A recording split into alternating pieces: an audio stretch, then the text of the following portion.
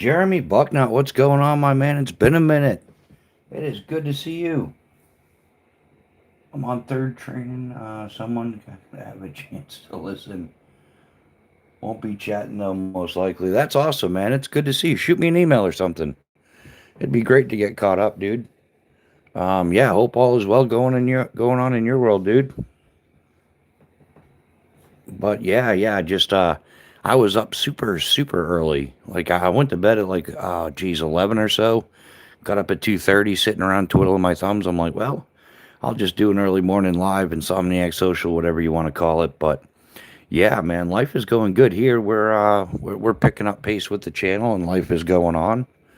But yeah, got a little sidetracked for a little while, but back on track now. So all is good, man. It is awesome to see you. Glad to know things are going good in your world.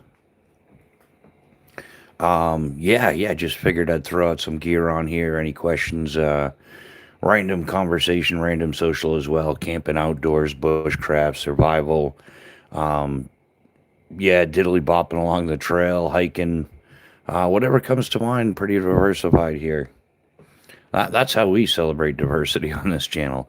A wide variety of gear and opportunities in which to use it. But yeah, everybody say hello. We'll give the chat a few minutes to fill up. Usually takes a minute or two, so especially when it's random like this. There was like really no notification. I think maybe 15, 20 minutes or something. I'm like, yeah, I'll start at 3:30. Sounds like a solid plan. So, but yeah, it is awesome to see Jeremy up in here.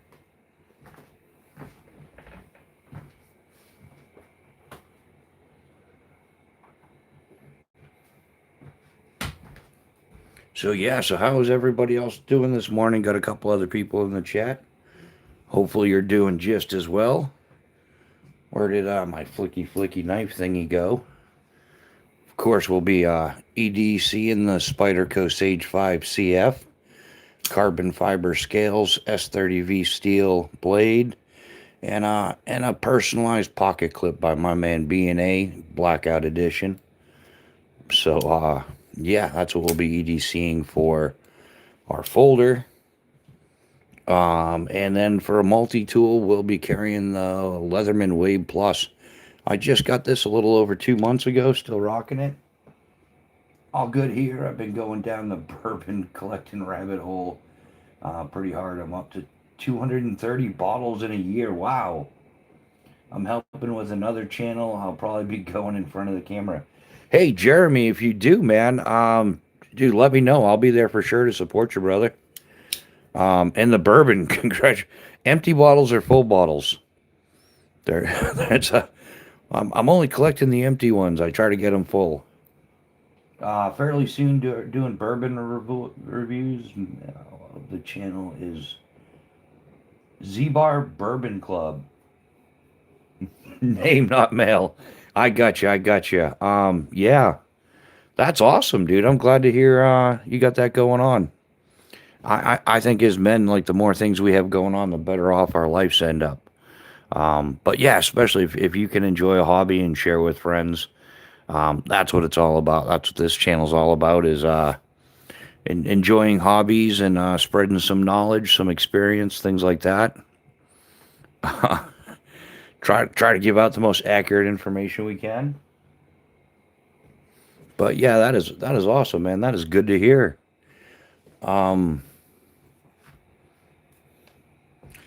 Yeah, another EDC lighter we carry, or another EDC lighter. It's early. We're still working on the Inglety, guys. Sorry about that one.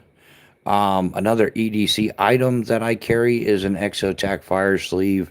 It is just a waterproof container for a Bic lighter.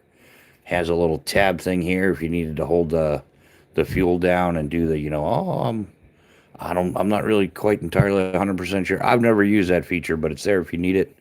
The sole purpose of this is a fire starting source and a waterproof container that's relatively reliable once you add this little feature. So very important. I always EDC a small AAA flashlight. Most recently, we have been carrying this Dreamlight ProTac, the one AAA version. It's more than adequate if you need to, do a little something, check the fuse box, trip a breaker, all that EDC kind of stuff. More than adequate. It doesn't have to be 8 bajillion lumens, which is those flashlights have a place, but they're just not that common. But yeah, so I've been rocking the Streamlight ProTac. I switch it out a lot with the with an Olight i3T2 EOS as well. Nice little flashlight from Olight. It's definitely handy to have. But yeah, some type of one cell AAA flashlight. This is the Focus Says Me. Yeah, I've also got the Streamlight Micro Stylus or whatever it's called. Yeah, Micro Stream. The stylus is the 2-cell version. But yeah, an important feature to get on these is the double pocket clip. And that way there, it does sit in your pocket, but the second clip, you can put it on the brim of your hat and you've got a handy dandy little headlight wherever you need to go. Headlamp, headlight. I need to sell some of my Olight shit to buy more bourbon. Oh yeah, man. I think we've all been there, Jeremy. Yeah, sell off one hobby to support another. Let me know what you got, man. I'd be looking. There's a couple things I'm looking for in OD, and if I can find a couple little odds and ends in purple for the misses, that would be rock solid. Depending on what you're looking to let go, let me know what you're moving. Brother Spyderco got outed for using shit Chinese steel, brother. You got to look it up. Yeah, how recent was that? That's the first time I've heard of that. Yeah, this is more than a few years old. This is the Spyderco Sage 5. It's been discontinued for quite a while. But yeah, first I've heard of that. Who's is that just some obscure YouTube channel saying it, looking for clicks and views? Like, is there any legitimacy in it? Have the knives been tested?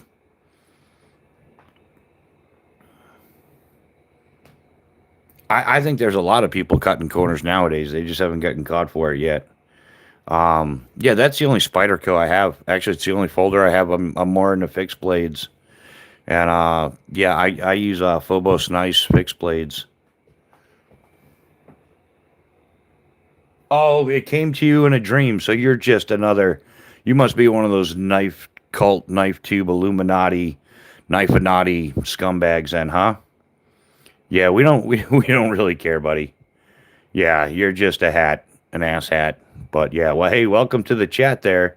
Trying to spread misinformation, disinformation. Yeah, whatever, dude. Kind of, it must suck not having any friends, huh, buddy? Like, if I'm not sure where you are, but it is it's about 3:30 in the morning here, and if you're still up at 3:30 in the morning just to run around being a tool, yeah, dude, talk to a friend, get some help. Like, you can be cured. You don't have to be like this the rest of your life.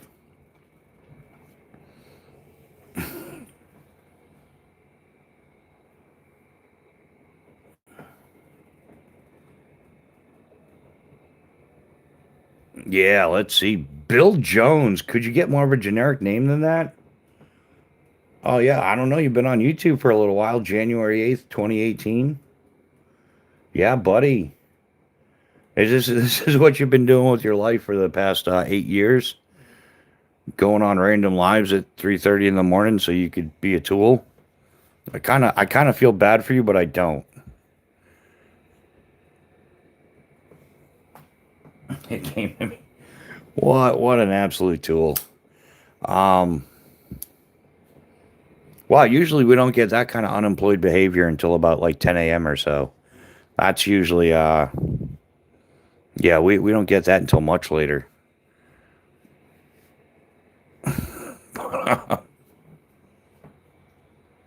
Yeah, is this what you want to be doing when Jesus? Yeah, is this what you want to be doing when Jesus comes? Especially, what if it's little itsy bitsy infant baby Jesus? Is this what you want to be doing?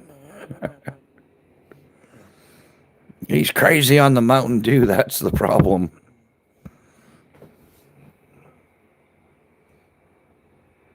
Jay Espinoza, welcome to the chat. How are you doing? Yeah, I guess that's a part of doing lives on YouTube.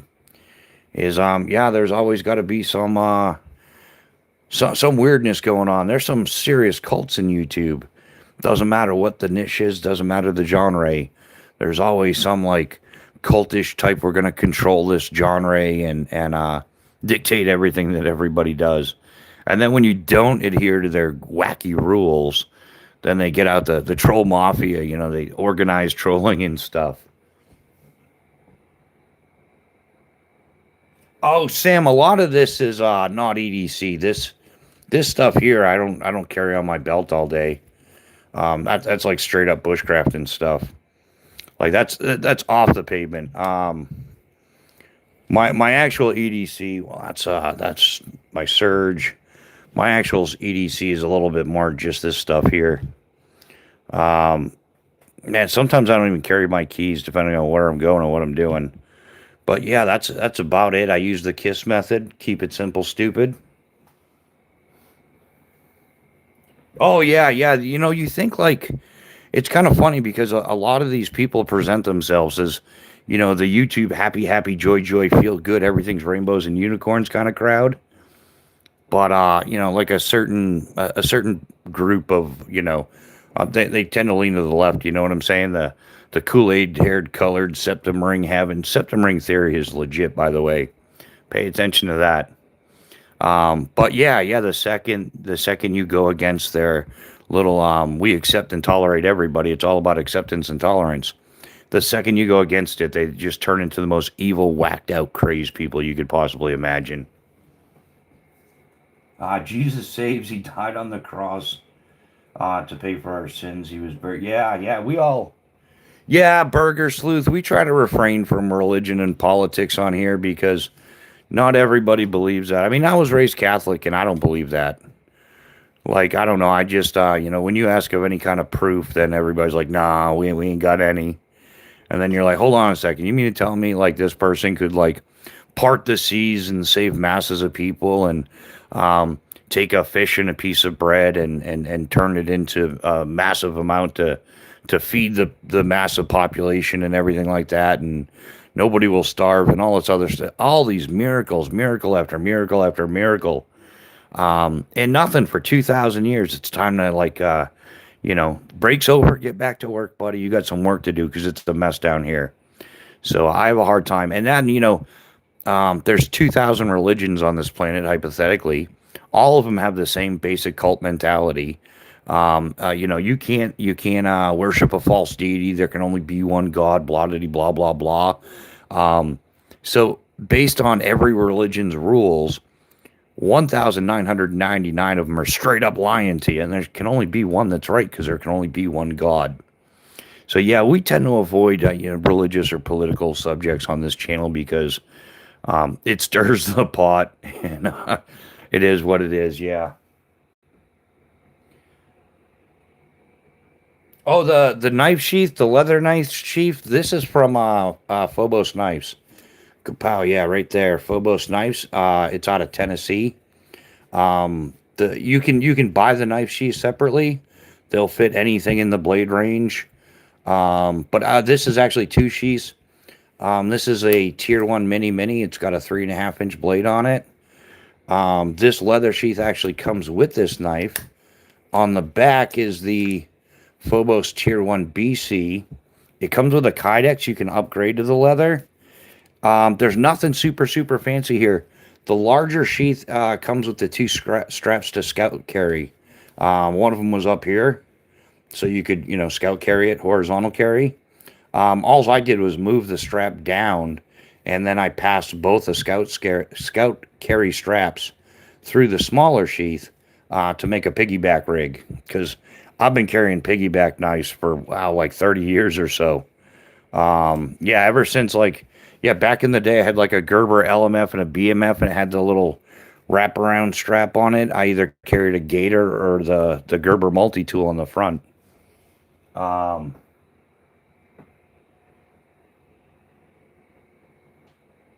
yeah, that knife. Yeah, it's a sweet setup. I've even got a slightly bigger version of it. This has been like customized a whole bunch, but this is the Tier 1C, which is a bigger knife. Same thing. These have been like oil dipped though, so that's why it's not the natural veg tan leather color. These have been oil dipped, and yeah, same exact thing. So just a bigger setup. This is the Tier 1 BC and the Mini Mini. You can see there's a bit of a size difference between the two.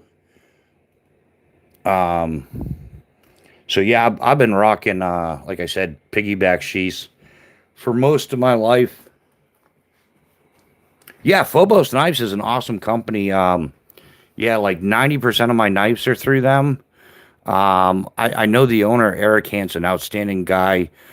He served in the Army for 22 years as an 18 Delta Special Forces medic. He's got tons of outdoors experience, both prior to and post his military service. And Phobos Knives is a disabled veteran-owned company, so yeah, you're supporting a veteran, you're supporting an American-made product, and yeah, he's got outstanding quality.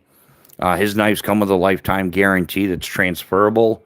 So if you bought one of his knives and later on you decide, like little Ricky Bobby Jr. or your nephew or something, your cousin, whatever, whoever you give your knife away to, he still warranties the work. It's not just he doesn't guarantee the person, he guarantees the knife. So absolutely outstanding, yeah. It don't. Wow, good question. I don't know. Maybe on the larger sheath. He's got a bunch of different sheath sizes, and I'm sure he would know better than I. Yeah, if you just sent him an email, go to like phobosnifes.com, send him an email, and say, "Hey, I'm interested in one of your leather sheaths. This is a knife." I'm sure he can tell you a lot more accurately whether or not it's going to fit, if it's going to be a good match or not. But yeah, I haven't owned an M9 bayonet in, wow, I don't know, man, a couple decades, like 20 years or more. Um, yeah, I can't even remember what the blade length is on that thing.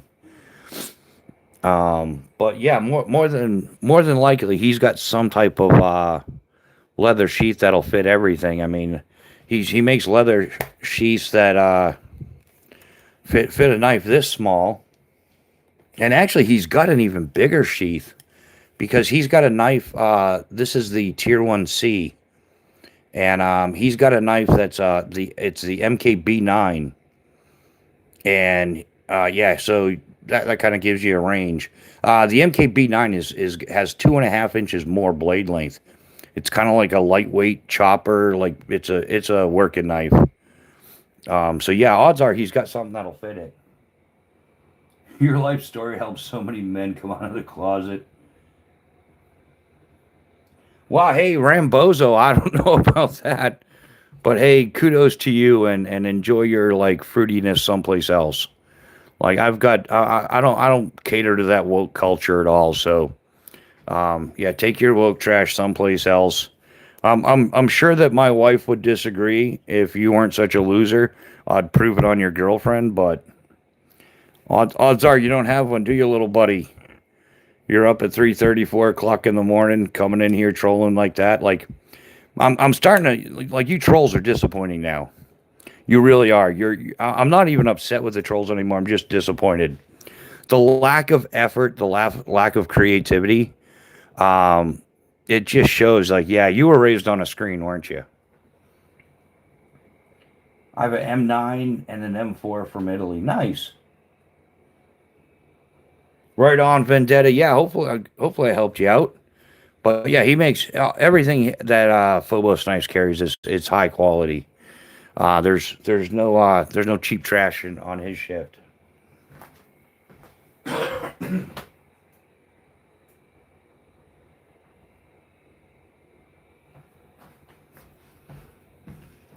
James, James, hello, welcome to the chat. I can't stand woke people.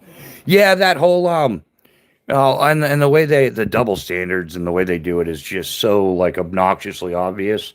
Like we're the group of acceptance and tolerance, and then the second you disagree with them, they're like, they start tweaking out. They can't handle the conversation.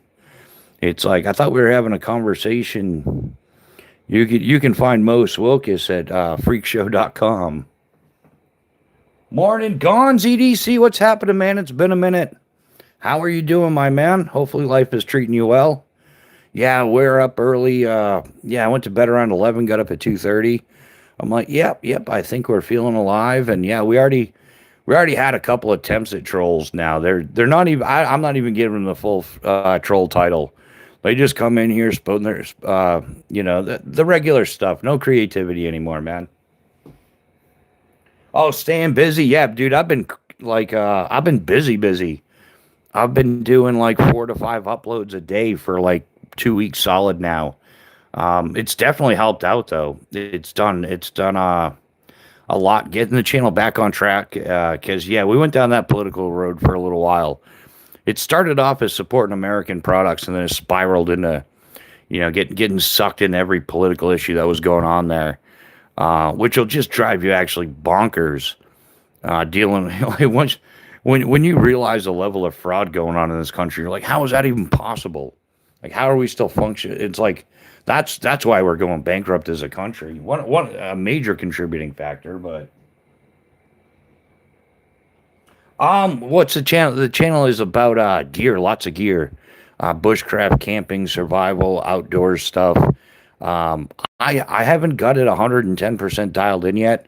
I've just recently acquired some land or acquired access to land that actually I can actually go out and do some bushcrafting on because in a free country we're not free to do anything.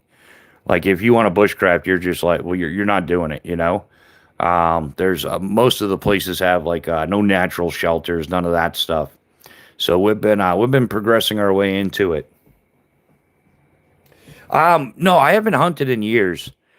Just hunting isn't safe anymore unless you have private property. And I was too busy working. I was a professional skydiver for well over 20 years. And so my work schedule just didn't allot me. I didn't have time to go out and scout. I worked about 7 days. Well, not about. I worked 7 days a week, uh, like whatever hours required for 5 to 6 months at a time. And then I would get like 2 weeks off, maybe three, and back at it for another 5 to 6 months. So I worked seasonally. I'd work like spring, summer, and fall in the Northeast, and then winters down in Florida. So I have hunted. I do. I wouldn't mind getting back into it.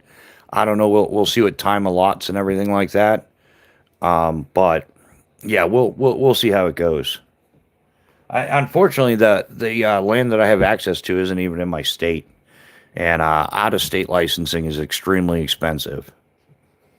So, Chad Smith, pack off the mic some. Why do you? Hey, Chad Smith, you go run your own channel and do it your way, whatever, man. Why don't you back off your ego? That's pretty arrogant to come in here like that. You're an absolute tool too. Um, that's some EBT behavior there. Whatever there, McLovin. Why don't you just swipe away? I think the chat would be a better place without arrogant people like you. Like, did your mommy and daddy not teach you any manners? Like, you could have. There's a much more polite way to, come in and learn how to use punctuation too. You illiterate turd nugget. Proper grammar, punctuation. There's a little game you could play called Hooked on Phonics.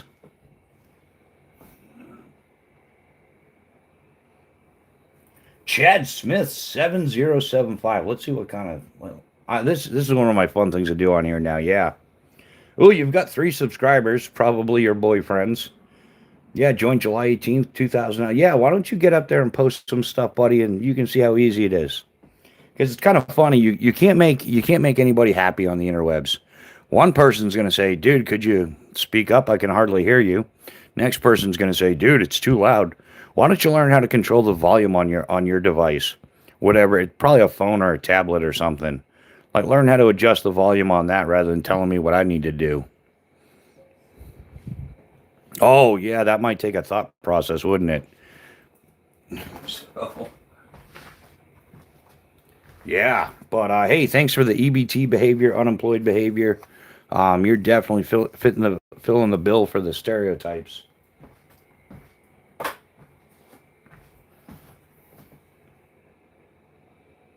What are you yelling? Yeah, this is going to turn into Troll Central, isn't it? Yeah. I'm not yelling anything. Why don't you learn how to control the device on your apparatus? Yeah, that's the whole thing, man. Like YouTube really should do a little bit more about that. Like really, when people come in here rude and everything like that, like if you report a viewer, YouTube doesn't do anything about it. They really don't. But I'll take the comments. Hey, you're keeping the chat rate up. I appreciate your views and watch time. So troll away, man. You're building my empire while you're making yourself look like a fool. That's trolls just make no sense at all. It is, but yeah, it is what it is. Trolls are going to be trolls. So, but hey, yeah, like I said, thanks for the watch time. Thanks for the views. Thanks for the chat rate. In fact, all the trolls out there, because I get trolled hardcore, I want to personally thank you for helping me get monetized. So now when you're in here doing your clicks and views, I'm getting paid for your ignorance. Oh, no, Larry, it's called Gen X. I'm not abrasive. I'm just honest, direct. I don't beat around the bush. I don't sugarcoat it. There's no participation trophies. Yeah, that's why y'all a bunch of big babies nowadays.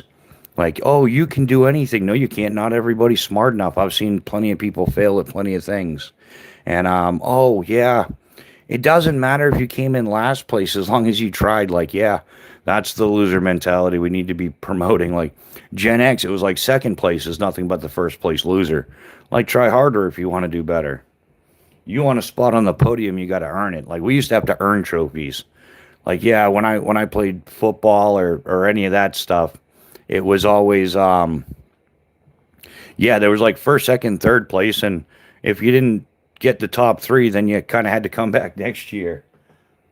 Gon's booted Larry. If you really want to get trolled for the picture of your girlfriend on there.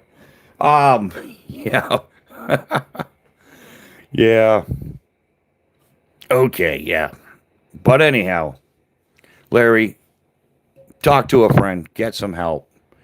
Go to mommy, ask for a hug. You'll feel better. But yeah, the trolling hasn't stopped here. I don't know why. Yeah, we get trolled on a huge level. Massive trolling taking place on this channel. Very organized trolling too, because now I know a whole bunch of other people that they have channels. They do vertical lives. They don't get trolled like this. So yeah, it's organized. We know who it is. Well, it's a couple of different groups, but yeah, it's always like there's red flags. Like if you're gonna go out and date a girl, there's certain red flags you want to be careful for. The same thing goes with like most walks of life. The second somebody starts talking about acceptance and tolerance, yeah, run, because they'll accept you and tolerate you so long as you stay within their guidelines. Yeah. Yeah, go find a safe space. Exactly, Gons. Yeah. Where's your cry closet? Is it, a cry closet filled with little teddy bears? Um, yeah. That's funny, yeah. I thought that stuff was fake at first until like I actually saw proof of it. I'm like, get out of here. They have like little closets where people can go lock themselves in and cry like little babies because life isn't going their way. Like, yeah, we've created a very soft society. It's sad but very true.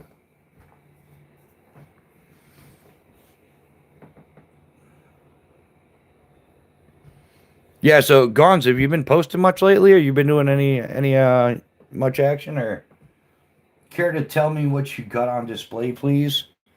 Yeah, I've got a Phobos Knives Tier 1 BC, a Tier 1 Mini, a custom Phobos Tier 1C, and Tier 1 Mini Gen 2, a Spider Coast Sage 5 CF, a Leatherman Wave Plus. I think everybody's seen the Leatherman Wave Plus, right? The Streamlight ProTac single AAA flashlight, carry this EDC, and a Exotac fire sleeve for your Bic lighter, waterproof container.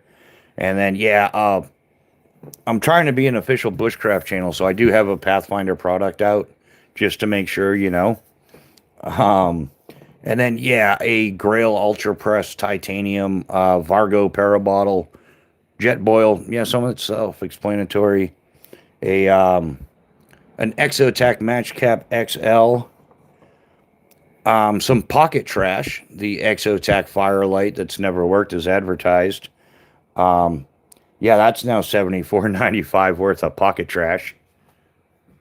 A cry closet filled with beanbags sounds relaxing. Yeah, but Jeremy, they're going in there to cry. We know you're going to clam bake it. So, no social media for me. Been too busy. Yeah, yeah, I know. I understand that. It's a massive time consumer. If you're putting some effort into it, it's a massive time consumer. Yeah, all useful gear for any situation. Absolutely right. Yeah. Oh yeah, the fixed blades. This is the Tier One Mini in CPM 154 CM. That's just a little bit of leather residue there. It's got orange G10 liners, OD Micarta scale, skeletonized. Great knife, 3.5 inch cutting edge on that one. The back one is the Tier 1 BC in Magna Cut. All these are full tang as well, by the way. I kind of thought, yeah.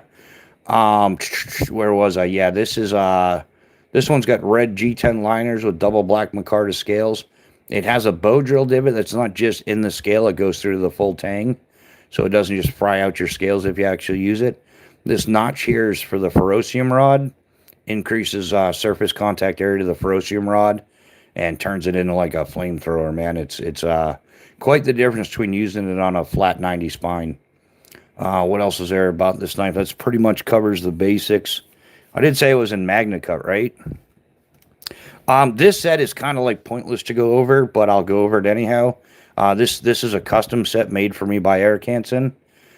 This is the I got this back in like 2019. This is the Tier 1 Mini Gen 2. There's a Gen 3 version out now. Same thing, CPM 154 CM. This is acid etched black G10 liners with like a natural micarta, natural burlap micarta type on there. Um, and on the back is a custom Tier 1C acid etched. This is in CPM 3V. It's got the ferro rod notch on there. This is about 12 1/4 overall with a 0.25 inch spine. So if you choke back on it, it can get some reasonable chopping work done and stuff. Yeah, it's got a convex grind, so it batons like a world champ. That's pretty much the fixed blades. I love an unchamfered jump. Oh yeah, Guns. Phobos nice. Eric Hansen's a uh, he, he's an awesome designer. He's got a lot of experience in life. So when he designs his knives, it's kind of like yeah, and all of his stuff he's field tested himself. And yeah, he's got tons and tons of outdoors experience from prior to his military service to 22 years as an 18 Delta. So those special forces guys, they do a lot of survival training, SEER training, stuff like that.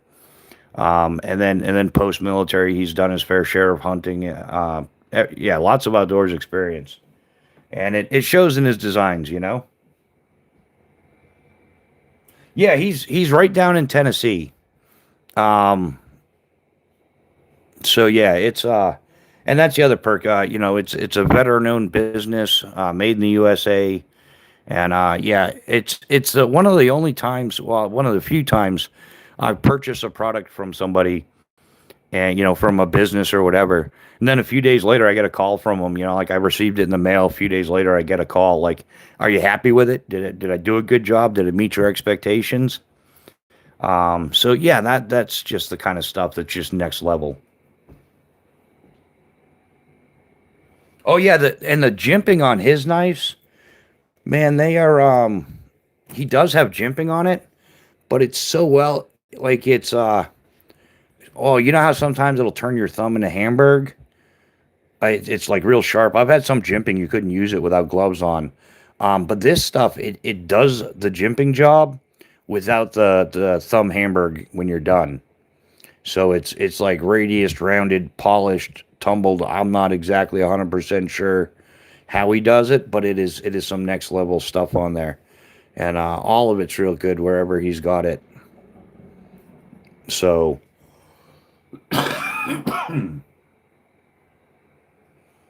but yeah, the jimping on his knives is just it's highly functional without being abusive.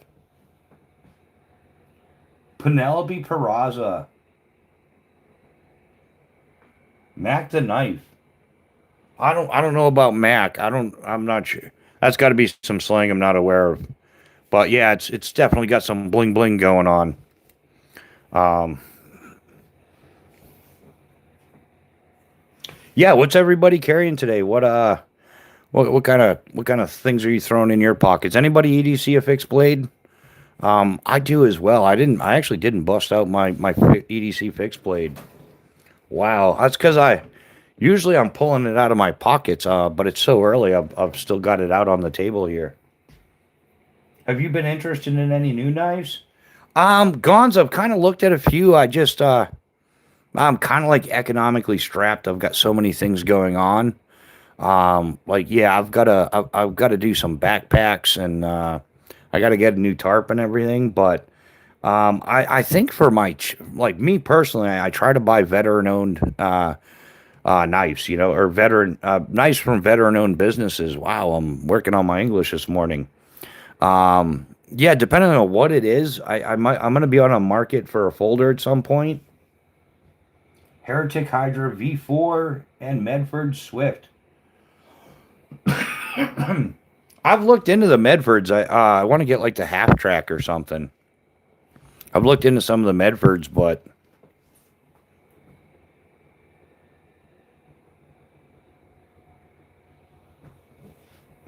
yeah, Alexander, if that works for you though, that's what's great. I never wear anything around my neck. I don't wear any jewelry whatsoever. In fact, I recently just got back into wearing a watch a few years ago. But yeah, one of the side effects of skydiving is everything's a snag hazard.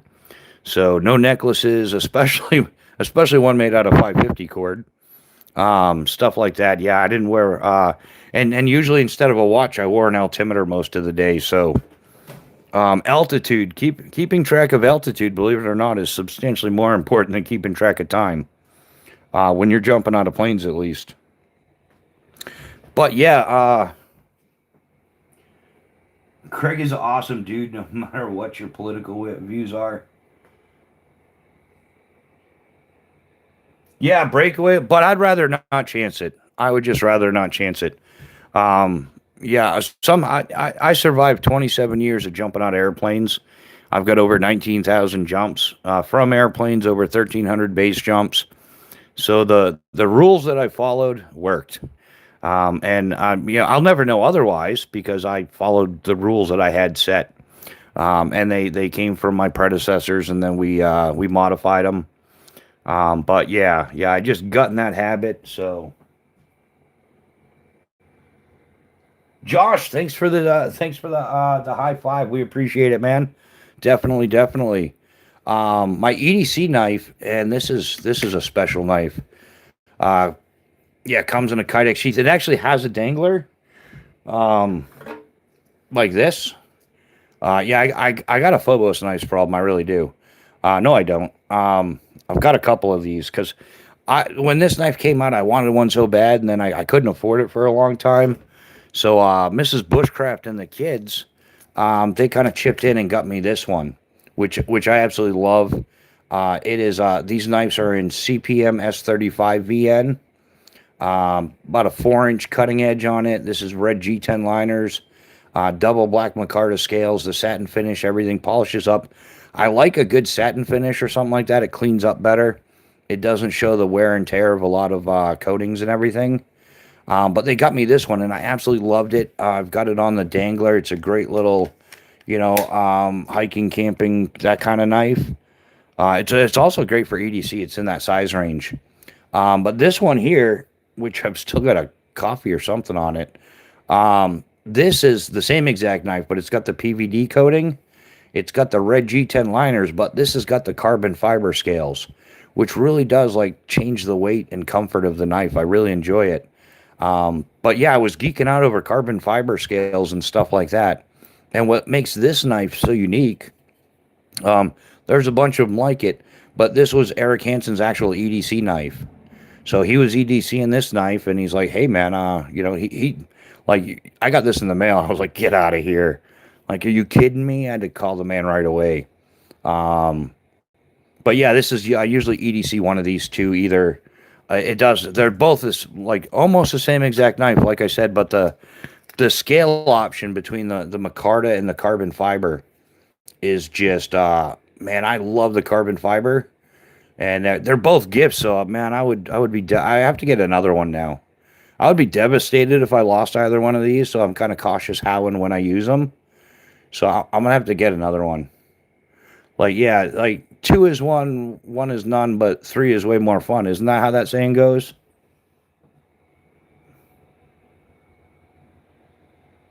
That sounds fun.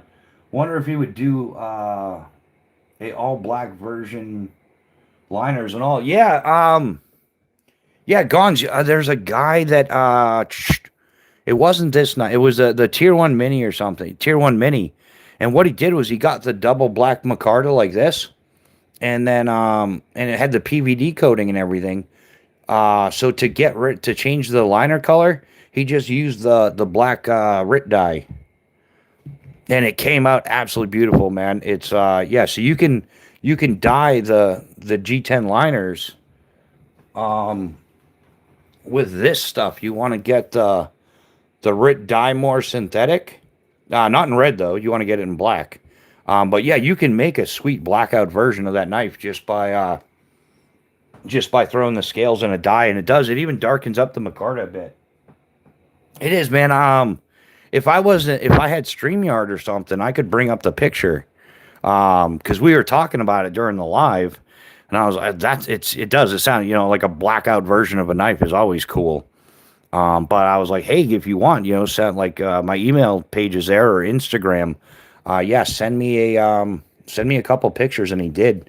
I forwarded them to Eric Hansen as well.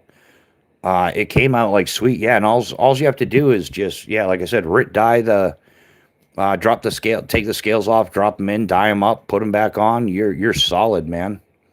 Especially if you've already got the PVD coating.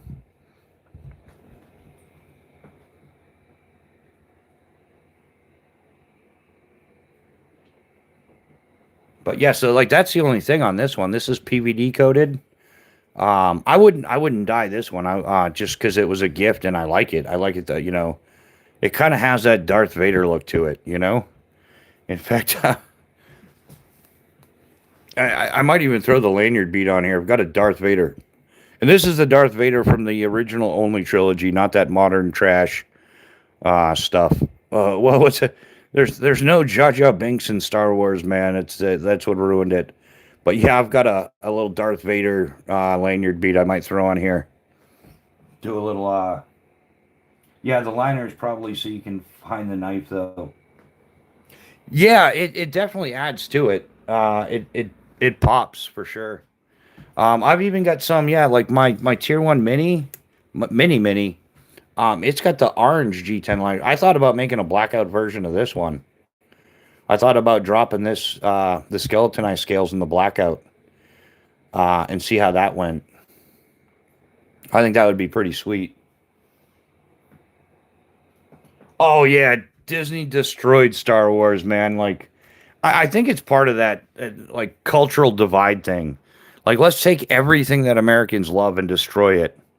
Like they did it to Budweiser beer. Disney's destroyed everything it touches. Um, yeah, Netflix is so woke. I won't even go down that road. Yeah, yeah, but yeah, they totally destroyed Star Wars. Star Wars was the bomb. Like they only had three movies. All three of them were worth a rewatch. I think I've watched all three of them at least a few times. Maybe if I haven't watched each of the original Star Wars episodes like 10 times each, I haven't watched it once. Yeah, we would get together, and there's always everybody's got a friend that's a geek. Like somebody's geeking out on Star Wars, so Yeah, like back in the day, we were like, I don't know, 12, 13 years old or something, 11, 12. We'd have a sleepover, and it would be just, we're gonna watch all three, the Star Wars trilogy, and Andor is amazing. Andor, yeah. Is that the new one, or you're referring to the old one?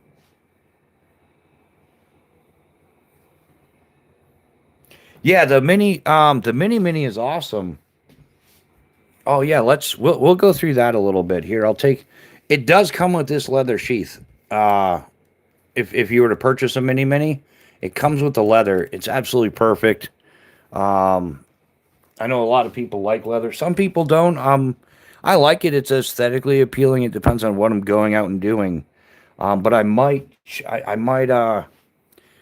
the Kydex option. There's a trainer for the Tier 1 Mini. It comes with this Kydex. And the cool thing about this one is normally you got to put your easy clip on one of the sides, right? But they did this one so it mounts in the middle. You can, and instead of using rivets, they used Chicago style screws to keep the sheath together. So if you're only going to do it once, really. You're either left-handed or right-handed for the most part. I predominantly am left-handed and carry my fixie on the left side, so mine's set up lefty. But to switch it over, you just take the screws out, open up the sheath, switch over the easy clip. There's three settings, so if you want like a slight canter to it, either way, you're good to go. But this is a non-beveled trainer, so yeah, make sure. Well, imagine picking up the wrong knife and be like, "Look, guys, it's non-beveled," and oh yeah, YouTube would shut me down quick, wouldn't they? Um, so yeah, you can get a non-beveled trainer option. The cool thing is the sheath also works, which is not that big of a deal. It's cool, but you can just throw your Tier 1 Mini in here.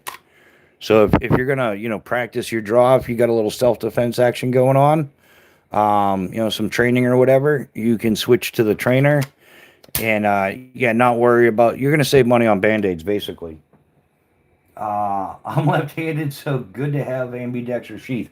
Yeah, Gons. I'm in the same boat, man. And there's so many knives I haven't bought because it came with a premium, high quality, super duper sheath.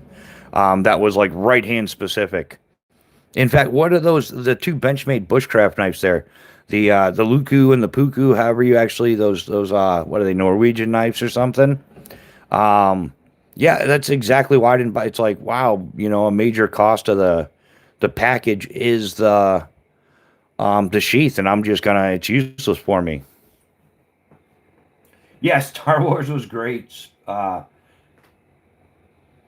Spock was the best character. I got you, Jeremy. That's like man, did you watch the Super Bowl last night? All the fouls for icing and high sticking. Um and yeah, number 36 needs to learn how to corner kick. Yeah, I got you. I got you. That's why we only go by the original trilogy, man. I think it's a Gen X code. But another cool thing is if whoops, somehow that got closed. If you have a Tier 1 Mini, which is the big brother to the Mini, right? It comes in a similar leather sheath, but it'll actually if we got the sheath going the right way, it fits in there as well. So yeah, this one Kydex sheath will fit the Tier 1 Mini. It'll fit the Tier 1 Mini as well as the trainer. And another cool feature, which it would take me a long time to do, I'd probably screw it up. But the scales from the Tier 1 Mini and the Tier 1 Mini are interchangeable. Everything will pretty much line up. So yeah, if you decide, oh, I really like the Tier 1 Mini, but I want the slightly narrower skeletonized scales, kapow, you could put a set of those on there.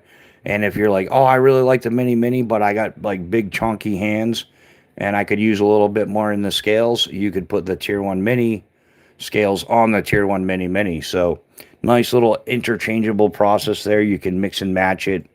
Make it fit your lifestyle. So the trainer comes with the mini. It no the trainer comes with the sheath. It's a separate purchase.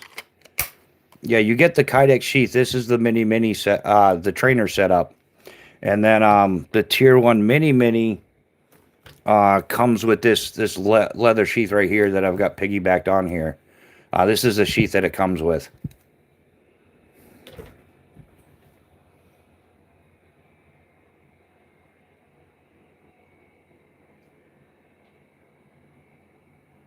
Yeah, but when he kicked that home run worth 6 points, the game really charged. Yeah, but I think he yeah, I think they mix what is it, an extra 3 points or something if you kick it between if you kick it in the net or something, or is that only if it swishes? Yeah, I haven't followed professional sports in years and years. When you come to the realization that anything that involves like hundreds of millions of dollars, they're not going to leave the chance. It's like go to well, when I worked at Skydive Las Vegas, one of the first places I went to was the Bellagio, and you as you walk in the Bellagio, there's like this overly extravagant, like $1 million chandelier, like one of the most impressive places. Like you're just like you're surrounded by money, and then you realize that well, this isn't built by winners. This is built by losers, and there's got to be a lot of losers in gambling for them to be able to afford to just spend $1 million on a chandelier. But yeah, anything where there's massive amounts of money, you're going to find like massive amounts of corruption and fraud. Yeah, was it the NFL? They had to reclassify themselves from a sports organization to an entertainment activity or something because yeah, it's pretty much fixed. And we also have Jake Paul to thank for screwing up boxing. Oh yeah, it was none of Jake Paul's fights were scripted until the dude said, I've changed my mind. I'm a better fighter than you, and broke his jaw. So now you automatically have to question every fight that he's ever been involved with. And then after that, Mike Tyson stepped up and said, "Yeah, it was scripted. I feel guilty about it. Like I should have just knocked him out." All right, Gon's off to work. Have an awesome day, man. Thanks for hanging out. Hey, if you don't mind smashing that like button on the way out, dude, I greatly appreciate it. But have an awesome day. Be safe out there. Keep your head on a swivel. You know all that stuff. You'll be fine. But yeah, hey, stay alert, stay alive, right, guys? I don't gamble. You might as well flush. Yeah. I've never gambled myself. I think yeah, I've never gambled. Like I said, I jumped out of airplanes for 27 years. So I don't waste my luck on anything, not even a scratch ticket. No way, no how. I'm not wasting my luck on that. You don't have an infinite amount of luck, and I'd rather save my luck for when I really need it. And I've gotten lucky a few times, not just in skydiving, but in rock climbing and stuff, where yeah, I just got completely lucky. So, in fact, our staff shirts at Skydive Las Vegas on the back it said, "Why gamble with your money when you can gamble with your life?" Skydive Las Vegas. Um, Yeah, but yeah, you might as well just throw away your money. And then it's funny because you get people that like habitually buy scratch tickets and things like that, and then they'll win like $20 on one and be like, I won $20 on a dollar scratch ticket. It's like yeah, but you buy 10 of them a week and you haven't won in 10 weeks, so you're still down like $81, buddy. Even if you won 20 on one single scratch ticket, you never really win. Unless by some freak chance you just randomly happen to get one. I don't know. I'd just rather not. I'd rather have a plan with my money than leave it to chance.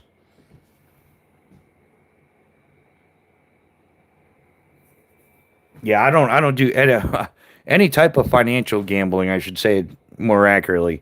I've gambled with my life plenty of times, rock climbing and base jumping and stuff like that. But yeah, not with my money because if I lose my money, I mean jump tickets are $25 a piece. So there's no way I'm going on to the Las Vegas Strip and losing a few $1,000s. That's like a week's worth of fun jumping for me. So anybody new to the chat? What are you EDCing today?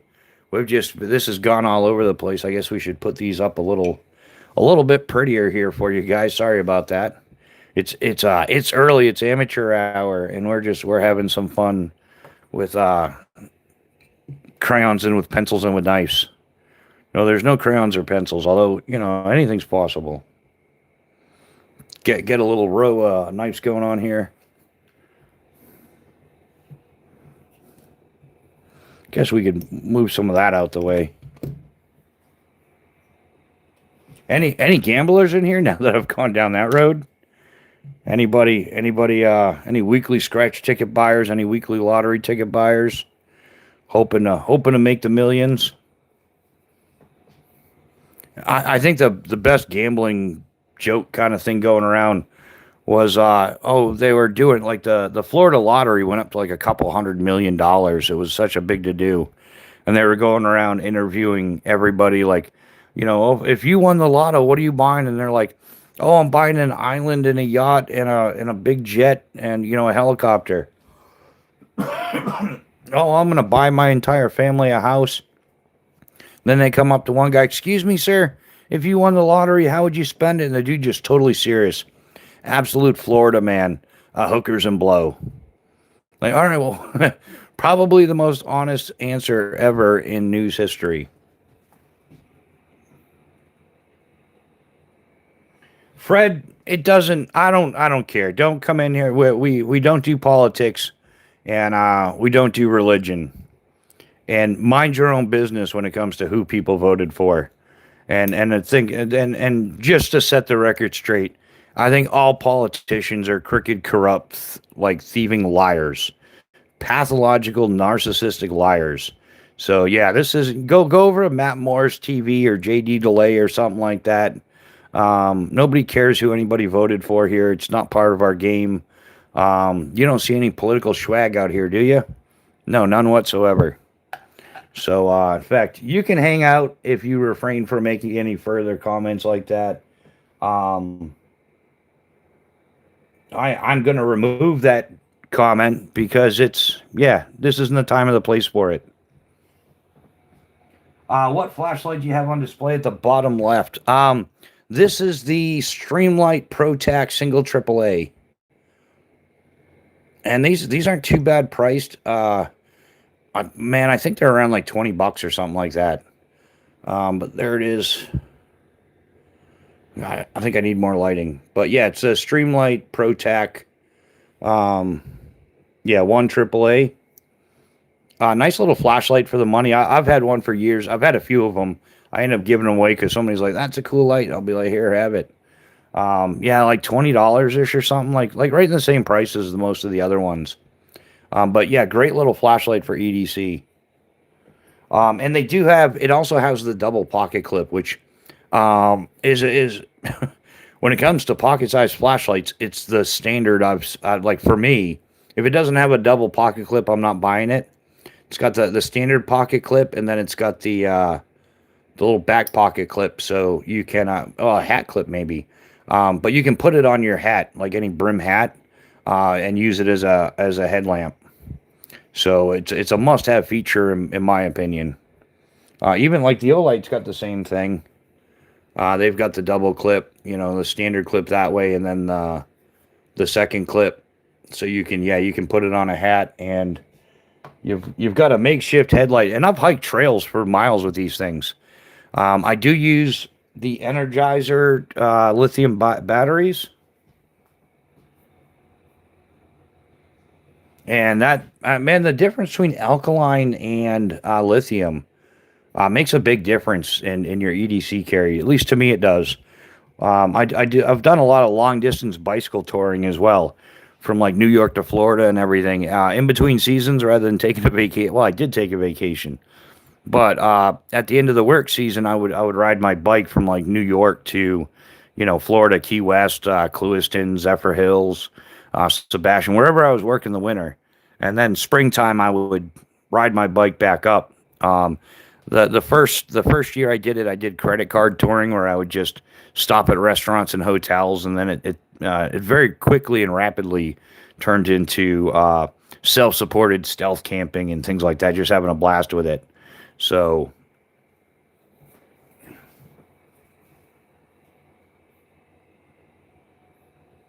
yeah, so what's everybody got going on today?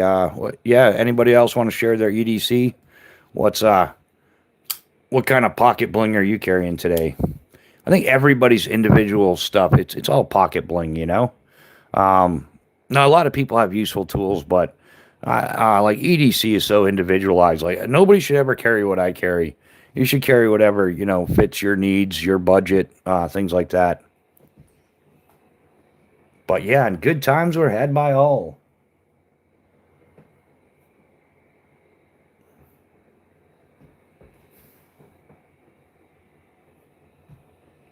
But yeah, the chat slowed down. We got 17 people in here. Any thoughts, opinions, suggestions, or questions? Or we just a couple people having a conversation and 15 people lurking? It works for me. I hope it works for you guys.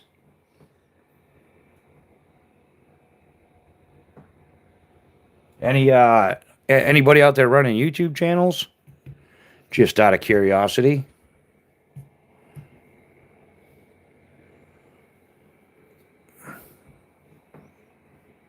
So, one of the problems I've run into with kit lately is the Exotech Titan light, right? Supposed to be a good lighter, 74.95. This is when you gotta get into pocket trash. Like you thought it was gonna be quality, and anybody that's used a Zippo or any of those type of gas refillable lighters, you'll realize that if you don't use it for like you'll fill it up and it's good for an emergency now if I don't use it, but all the fuel would evaporate. They allegedly solved that problem with this. There's supposed to be an O-ring like right in here. The problem is with their whatever design is going on here, the O-ring would get pulled up into the threads when you were taking it off, and it would slice the O-ring off. It only came with two, so the fact that it was waterproof and evaporation proof.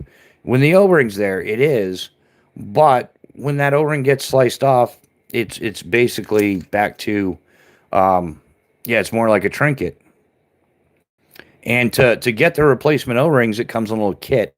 You get like two O-rings and 4 or 5 flints and a little spring for like 750. And it's like, wow, at the rate these things break, like it's going to be like if you use this on a regular basis, it would be extremely expensive. But yeah, so does not work as advertised, and basically you're stuck with a $75 wannabe Zippo type lighter. It does not work, not even remotely as advertised, or doesn't perform as advertised, which is kind of a shame. It's a really cool concept. It should have been great, but it just there's something with the milling, the machining, the finish of it, or something. Yeah, it just doesn't work. I did a little video on it, and to add insult to injury, when I contacted the company trying to sort things out with them, yeah, I think Exotech got a little too big for their britches, so it'll be highly unlikely that I purchase anything from Exotech ever again. I've used their stuff for years. Their ferro rods, yeah, like I've got a couple of the fire sleeves and stuff like that, but yeah, they're second most expensive item. But yeah, $75 for a lighter that just doesn't perform as it should is disappointing. And then the way the company handled it was substantially more disappointing. So it's like, yeah, okay, you'll not see any more money from me. In fact, one of the things that I'm missing from Exotech, I was looking forward to purchasing. Anybody seen the X Reel? I was gonna get one of those. It was like it was on my list of things I have to do. But after dealing with the Titan Light, I went with Yogito for a little hobo pocket reel. It's CNC milled aluminum. They're like $50, half the cost of an X Reel.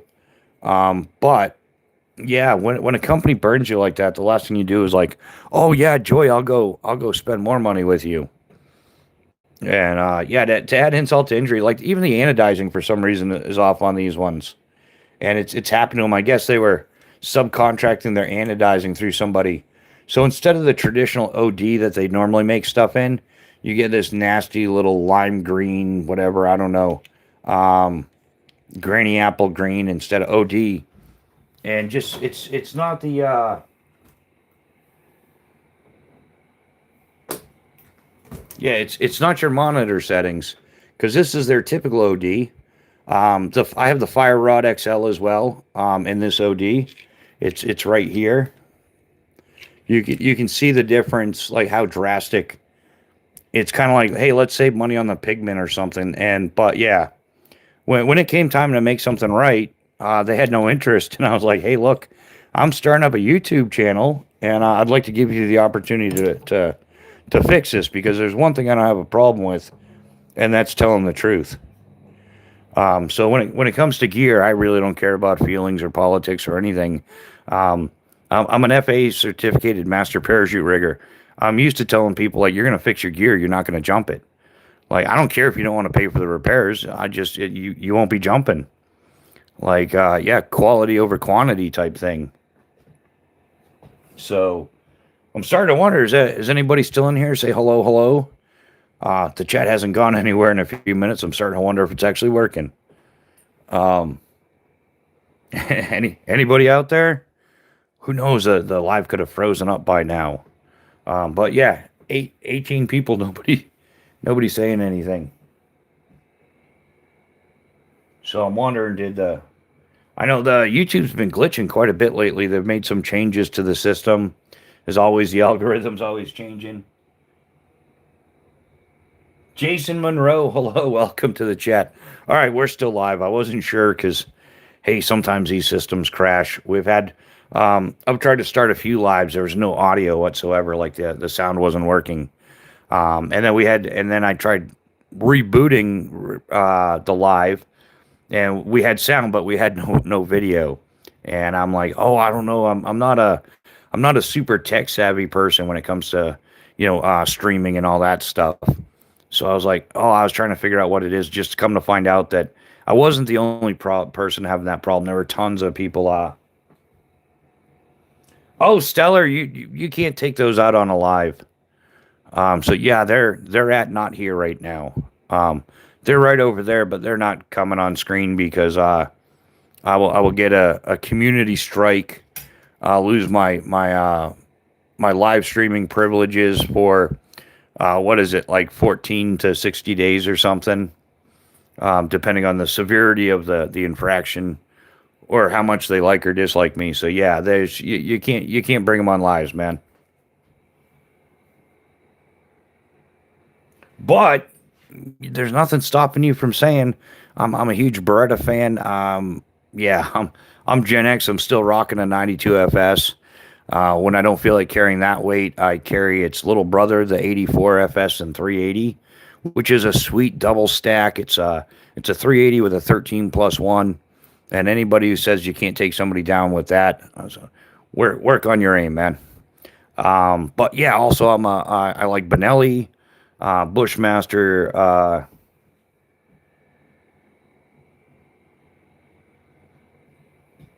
Yeah, Stellar, there you go, man. You're just in here to troll, right? Because you're an idiot. That's all right. Get some help. Talk to a friend. Ask mommy for a hug. Like, you're that much of a tool, you don't understand there's rules to this game, and then you're going to make an accusation about me because I adhere to the rules. Like, it must suck to be you. What's it like having no friends?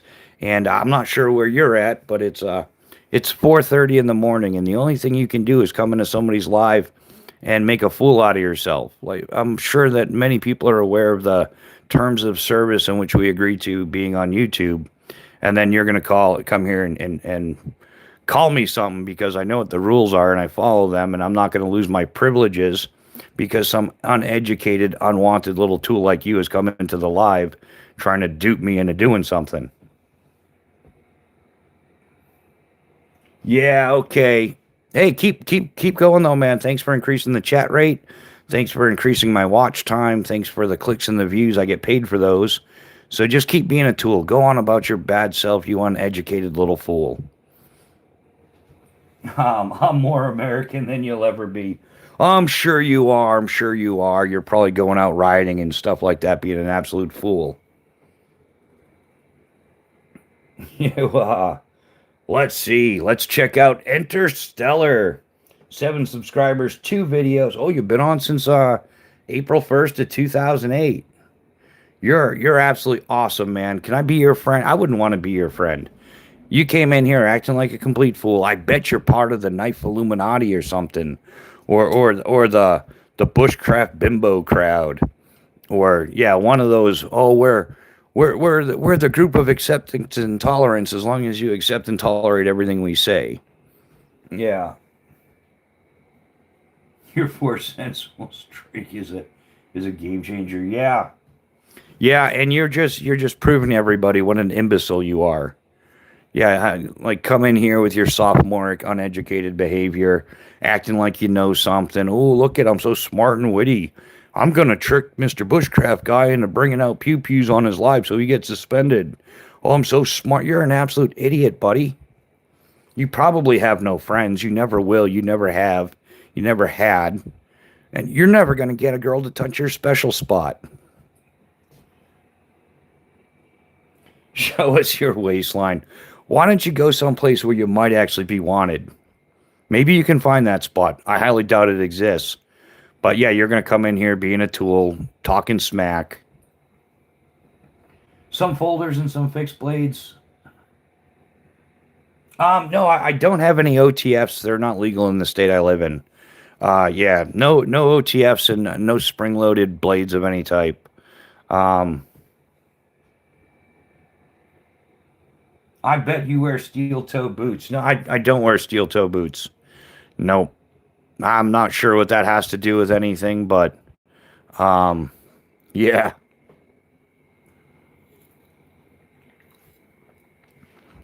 It's actually the level of trolling lately has become disappointing. Like they used to be smart, witty, they had something funny to say at least. But the lack of creativity is disappointing now. I'm in New Hampshire. Yeah, and yeah, they haven't allowed automatic knives or any of that for as long as I can remember. But it doesn't matter. I'm not really into them either way because it's just more moving parts. And you know, a little bit of practice, and this opens. It's manual. It opens. You know, you can just as fast enough. And the odds of getting involved in something like that. Oh yeah, Stellar, you're so smart. Look at him go. Oh yeah, that was so creative and witty, man. You like whatever, dude. Whatever, dude. This is why you don't have any friends, right? You're you're like one of those internet gamers. It's the only time anybody will ever talk to you is through obligation, not through desire. I bet you're fatter than me. Dude, I'm a cyclist, you moron.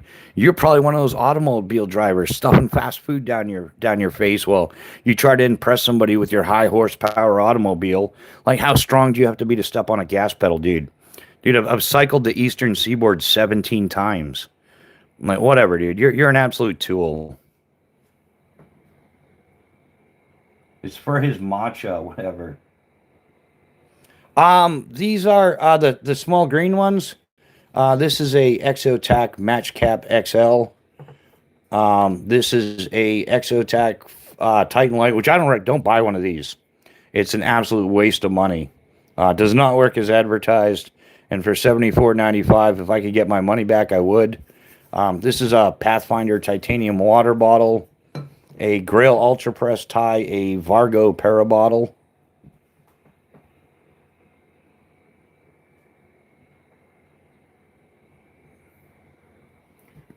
Yeah, I don't like. Yeah, back to. I bet you're fatter than me. I might be, man, but I'm not smoking meth all day like you, so it's probably a contributing factor. Yeah, you're absolutely right.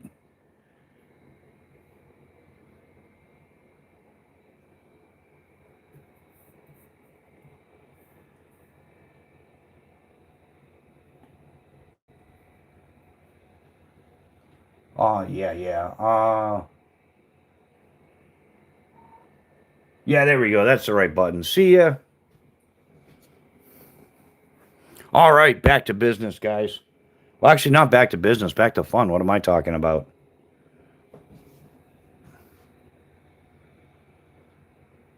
Oscar the Grouch. Wait, I forgot to breathe again. Oh, okay.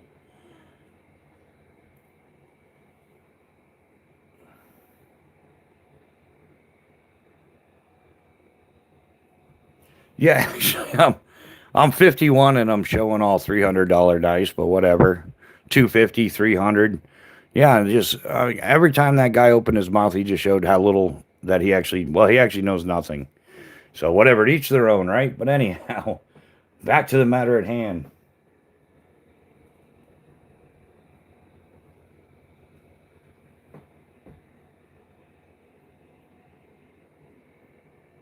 I only own about 13 or 14 knives total.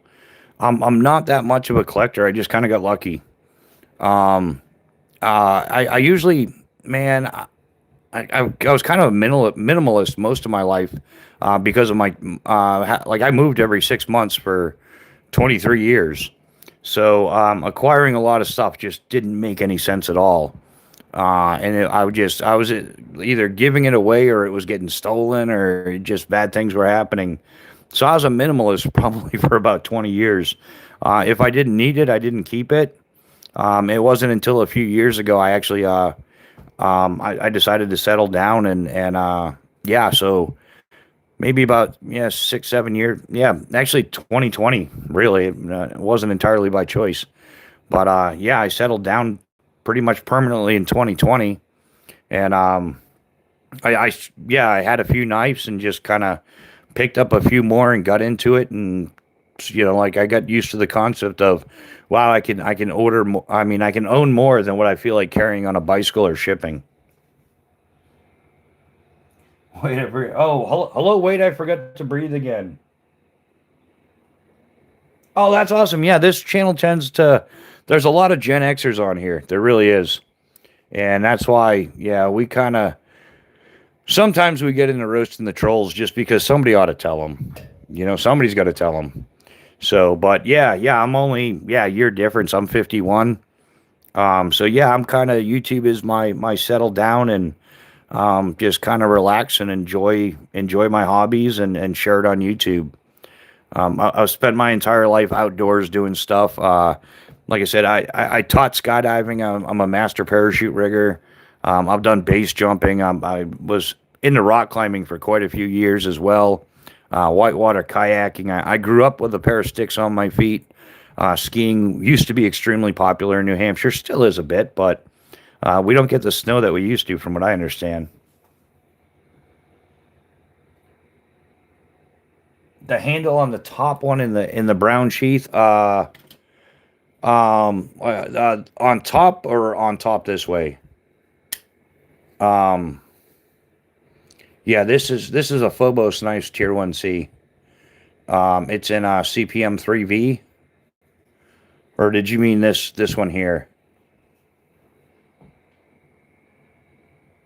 Oh, Andrew, thank you, thank you. This is actually a custom set.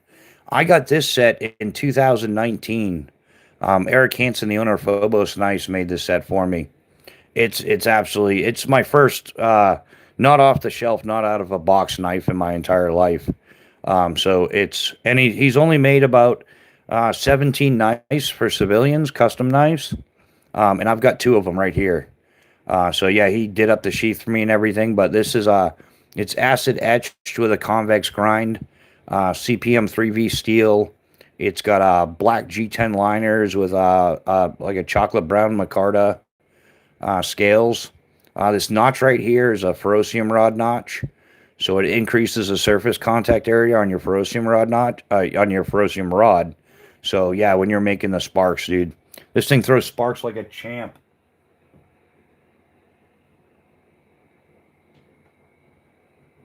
Yeah, and the knife on the front that I have piggybacked, which to piggyback this, all I did this was set up for scout carry, right? The two scout carry straps.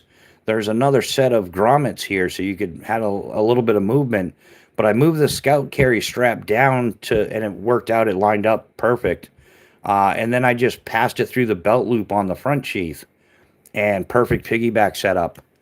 Um, this is a Tier 1 Mini Gen 2 that I've got piggybacked on the front here. This is CPM 154 CM steel. Absolutely awesome knife set. I do pamper it a little bit because, like I said, it's the first custom knife set I've ever owned in my entire life. So I I do pamper it. And then on the sheath, this is an Olight i5TR, the AA version, and an Exotac Fire Rod XL, half-inch fire rod, fire rod. Yeah, it's a gorgeous handle. Wow. Thanks. Yeah, Eric Hansen does outstanding work. Um, I don't do a lot of knives, but I've gotten a lot into Phobos knives. I got to talk to the guy. I've known him since 2019. Like when I bought this set here, we were just talking about, and then we had a lot in common. So we ended up talking some shop and everything, and then was it sometime in 2023? I decided I was going to start a YouTube channel. So I ended up about a year later. It was like beginning of 2024. I gave him a call. And no, it was like later in 2023. I gave him a call and was talking to him about stuff. And I just got more and more into Phobos knives, and I decided, I kind of tried doing my channel like NASCAR. Like NASCAR, they've got one muffler company, they've got one tire company. Like they don't. You've got one of each. So I was kind of thinking like that. Like, all right, well, if I'm going to do a YouTube channel doing bushcraft and stuff like that, I'm going to kind of, I've got one saw company, one knife company I like to work with, things like that. It's worked out pretty good. Yeah, mostly katanas. Yeah, I've never owned a katana.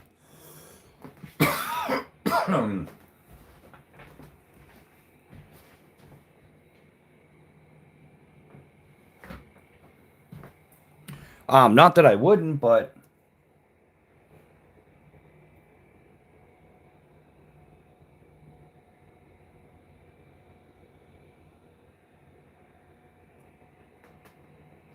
yeah, I think that guy earlier is stellar.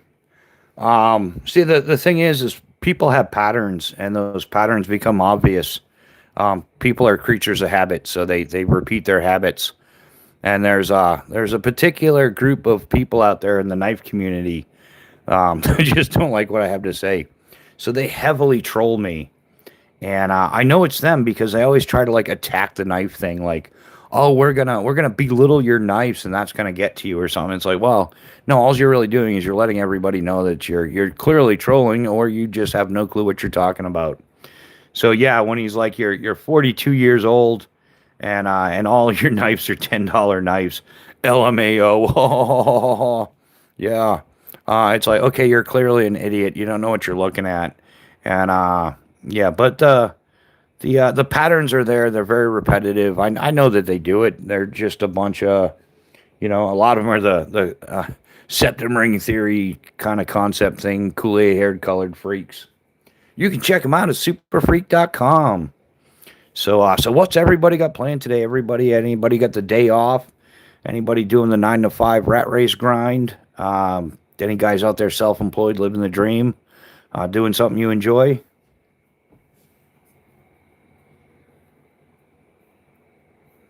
Dude, I'm subscribing. Well, thanks, Oscar. We definitely appreciate it, man. We've been working really hard at building the channel, and every subscriber here counts. Every click, every view, everything. It all counts towards the bigger dream, and that's being able to share a lot more with everybody here on YouTube. And I try to that's right. I'm 52. I've been collecting since I've had stuff. I think I was like 5 or 6 years old when I got my first pocket knife. But like I said, I've traveled so much. I've moved so many times. I don't regret it, but a lot of my history just got lost in the move. And when you're moving every 6 months, it's hard to keep on. Like, I got to the point I didn't even bother trying anymore. I didn't bother trying to keep anything. It's like, what's the point within the next year? Like, no matter how hard I struggled to hang on to something, it just, like, I consolidated all my video and everything, all my, because I used to have a lot of video, just like kite surfing, rock climbing, skydiving, base jumping. I had tons of videos. And then micro SD came out. I had a little Pelican case that was like this big. It was pretty small. It was probably like the size of this sheath right here, but square, a little thicker, and it could hold like 18 micro SD cards, So you get a bunch of 512 gigabyte micro SD cards, transfer all your info on there to this pocket sized little thing, but then that gets lost because those cards are like a couple $100 a piece, and somebody probably like took them, cleaned the cards, like swiped them clean, wiped them clean, whatever they do, and they're yeah. So all my video, all my pictures of all sorts of activities gone, and because it all got to be pocket sized. What's the small container at the top left? This one right here. This is Wicked Wax. Guy Fred owns this company. Wicked awesome. Wicked Wax. Wicked awesome. It is for leather, micarta, steel. You can use it on your axe. Like I use it on everything. Leather on the axe, the steel, the handle. You can use it on your knives. Like if like micarta. Here's a good example of some light micarta. It's great for micarta. It really makes micarta pop. Here we'll do it in real time, man. As seen on YouTube, right? But yeah, it'll go on there. It's all natural. It's 100% like biodegradable, all natural stuff. I got into this because anybody here ever put WD-40 on their knife to protect it? Because I was down in Florida and stuff, and I was trying to protect my knife, and I didn't even think of cleaning it off. I was just hungry. I'd been cycling all day, and yeah, so I just ended up. It was a different knife. It was actually my Spartan blades at the time. Yeah, I just went and cut up my dinner and everything with my Spartan blades, rubbing WD-40 and everything, and yeah, it was. You guys know where that went from there, right? I mean, unfortunately, I didn't have to go to the ER, but I spent about the next 3 days on the toilet. It was bad, bad. So yeah, put a little extra on there, let it soak in for a while, stuff like that. It doesn't take much. A little bit of this stuff goes a long ways. And so dry micarta versus like freshly treated. So it works awesome on micarta, all kinds of stuff. Yeah, it's for maintaining your blades. It's also for treating your leather. You can treat your leather sheaths with it. Yeah, you can treat and like any type of scale material. It's 100% natural. If you're in a pickle, like you're in a cold weather environment like I am, you can use it as a lip balm if you want to. Like you can 100% use Wicked Wax as a lip balm. But yeah, it's great stuff. Phobos knives. They work together with Wicked Wax, and you get a free half-ounce tin in every Phobos knife. You can buy it direct from him. I think they come in like half ounce, 2 ounce, and it's either 6 or an 8 ounce like desktop tub or like a tub for your workbench. If you've got a lot of axes, hatchets, knives, things like that. Yeah, you can literally use this stuff as a lip balm. It's like 100% natural. It's predominantly like beeswax, and I don't know all the ingredients. I should look it up. I really should. I don't know. Focus says me. Yeah, but it works on all types of surfaces. It's great stuff, and like I said, if you forgot your chapstick at home, not a problem. It works. It works as a lip balm, so you don't get the chapped lips. You're not dealing with all that craziness. So yeah, really, really good stuff. And I like the half ounce is perfect because normally everything comes in like a big 2 ounce can. Like here's a 2 ounce can. This is something you can throw in the top pouch of your pack. You can put it in if you carry a belt kit or something. It's just going to fit a lot better. And like I said, a little bit of this stuff goes a long ways. I bet you if you were outdoors, even in like, depending on well, it doesn't really depend on the conditions, but this would last you a few weeks easily if you had to apply it frequently and stuff. A lot easier, a lot more compact than a 2 ounce can. So yeah, half ounce, but they do have a 2 ounce version if you'd rather carry that. And like I said, they've got I want to say it's like a 6 ounce or an 8 ounce. Maybe it's an 8 ounce. But yeah, I wouldn't recommend that for your pack. I would put that on the workbench. At some point I'm going to order some, but yeah, trying to get this channel going, I'm constantly broke, and Every dollar I make, I got to spend five. So I'm really trying to get this channel going quite a bit. So this is going to be my retirement work. I think I did 27 years of jumping out of airplanes. I was going to retire or semi-retire doing that. Uh, the one goal I didn't obtain in skydiving was I wanted to become the DPRE, and that's a FAA position. The Federal Aviation Administration has a regional DPRE, which is a designated parachute rigger examiner, and I would have retired into teaching new and upcoming parachute riggers, as well as helping them get their certifications and giving master rigger and senior riggers exams and stuff like that. But unfortunately, 2020 put me out of business. So it's kind of been a little bit awkward ever since then, kind of like redesigning my life, figuring out what it is I want to do that I would enjoy putting my energy into, and I decided on YouTube. So, but yeah, being out of professional work for a few years kind of left me a little bit economically strapped. So we put everything we can into the channel. If you're new here, I don't take those company offers. I've had a bunch of offers, all from Dragon Country. They all want to send me their latest and greatest, pocket budget banger for $29.95 or something, straight out of Dragon Country. And I'm just like, I have no interest in lower end gear, and I'm not signing contracts with people so that I adhere to. Like, I'm going to say what they want me to say, otherwise they don't pay me. I'd rather buy it myself and give my honest opinion. So it kind of like changes the dynamics of YouTube.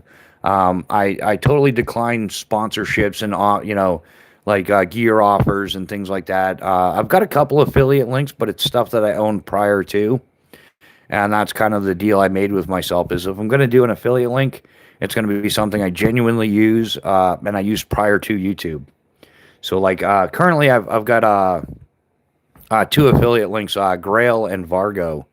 I've been using the Grail Ultra Press for like before I started YouTube, and Vargo water bottles and stuff is great stuff. They make like cooking outdoor, like titanium camp gear and stuff like that.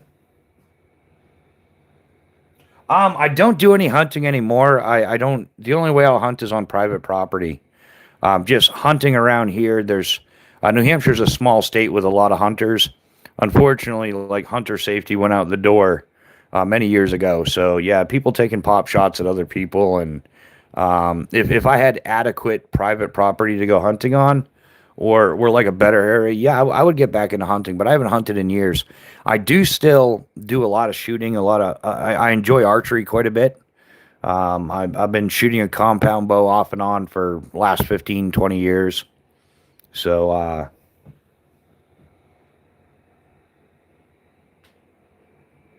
oh, you've jumped twice already? Where'd you jump? Like, yeah, it's a good time. There's some of the guys here, they hang out just to talk about skydiving and stuff. There's a couple of regulars in here. One of the greatest ones, Nick Martino. I don't know if you've seen him around any of the other lives, but Nick Martino is always in here with the skydiving question. I'm also on Instagram. If anybody wants to contact me on Instagram. Did you see the video of that skydiver who was engrossed in filming his dive that he forgot his parachute halfway down? Yeah, that's actually happened more than once. And a little bit of insight into that. When you're doing outside video, which is what he was doing, it's called outside video. There's two types of video. There's like handy cam. It's a like a GoPro that mounts on your hand, and you just get that kind of look. You hold your hand out and whatever. But the person flying around, that's called outside video. And the thing about outside video, it pays pretty good. Anywhere from like $55 to $85 a jump. Plus you're jumping for free, right? But if you've got two rigs, you can turn load. So what you do is you hire a rigger like me to pack your parachutes, and you jump on the rig, you jump on the plane, and while you're up there, I'm packing your other rig. You go up, you do your jump, you take off that rig, you put the other one on. Well, that guy just he ended up. Oh, there's one guy, I'm not sure which one you're talking about, but he ended up, for some reason, he grabbed something out of he had a backpack with all his video equipment on, and he threw that on, and then he ended up going to the plane, not even thinking about it. So he had a backpack on. But there is another guy who just got on the plane with no rig whatsoever, nothing. And yeah, it's like work. You get into a habit, you get into a rhythm, you get into a grind, and you slip up once, and yeah, those stories like really freak me out because it's not like something happened to the airplane and you fell out and you fell. You're kind of unaware of what's going on around you. As a skydiver, you're 100% aware, you know. Like if you're doing outside video, you've got at least 1,000, 2,000, 3,000 jumps. You're experienced, you know what's going on. And at the moment you realize you don't have a parachute, you also realize like I'm falling at like 1,000 feet every 5.4 seconds, and there's nothing I can do about it. Statistically, you're not going to survive. So, oh, please tell me you didn't jump in Lodi. Oh yeah, California is like never go to Lodi, California. That's the most dangerous drop zone in the world. But I've been out that way too, California. I worked out and did a bunch of jumping at Lake Elsinore, which the drop zone is beautiful. The town is trash, but great place to skydive there, Lake Elsinore. But stay away from Lodi. Lodi is I'm sure you've seen it. If you're like you've probably seen it on the news locally or something. I want to go back for my solo. Yeah, Oscar, you can, man. It's a really simple process. You've already got the tandem jumps done. You've got two tandem jumps. You need a minimum of, well, like to get your A license, you need 25 jumps, but you only need 7 AFF jumps. Accelerated free fall is what it's called. After that, you'll do a couple of coach jumps, and then within, depending on your skill set and how fast you learn, with somewhere around like 12 to 18 jumps, you're going to go out and do a solo. No instructors, no nothing. We're going to make sure you're safe. You're stable in free fall. You have to be stable to deploy. We're going to make sure that you can maintain altitude awareness, meaning we never have to deploy for you. But really simple process just to get to your solo. It's going to cost you a few bucks. AFF, I don't know, with the way the economy's changed in the last few years, it's really hard to say.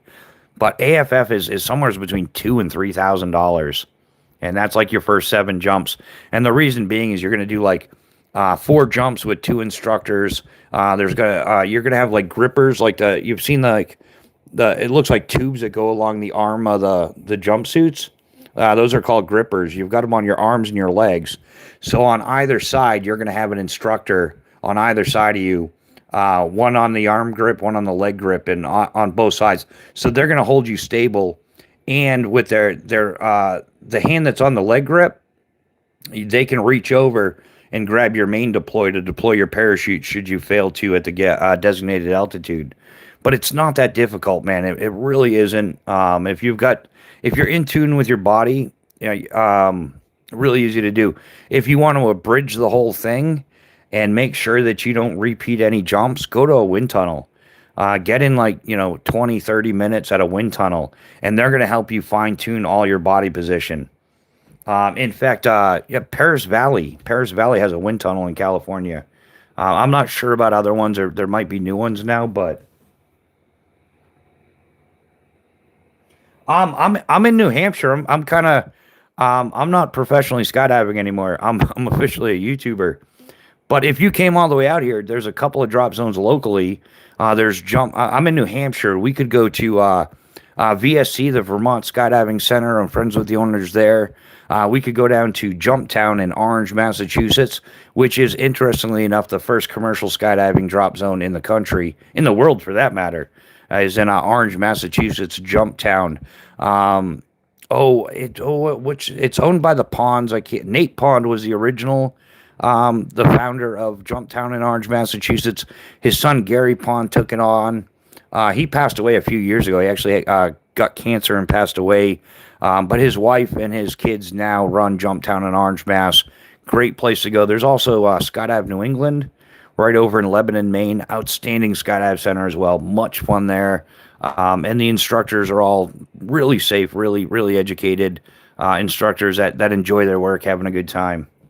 But yeah, stay away from Lodi, man. Lodi is the worst skydive center in the world, hands down, unmatched. The owner, that place should have been shut down 15 years ago. But I gotta go back to my solo. The typical Australian. Oh, this is a new, yeah, it would be what? Oh, Australian knives, man, half breed, right? Isn't that an Australian knife company? Gorgeous knives. Yeah, unfortunately, these are all American knives. But yeah, I could see your average Australian guy. I've got some friends that are Australian, and they are the best kind of crazy. They're a whole lot of fun to have around. And you got to take hats off to Australians. Australians are outnumbered by kangaroos. I learned that, and I'm like, wow. And some of those kangaroos are jacked. I don't know how you guys put up. Like, I'd be a little nervous walking down the road, and some jacked kangaroo coming out and throwing me a whooping. But yeah, people are outnumbered in Australia by kangaroos. It's awesome. Oh, yeah, Oscar. I try to be as informative as I possibly can. Ryan, thanks for the gift, man. We definitely appreciate it. Bronze medal for 50 jewels. Very much appreciated, brother. We don't have any bells or whistles here at the moment. We're going to get some little alarm or something. Some like, thank you, come again, or I don't know. Um, yeah, Australians are badasses. That's a gross understatement.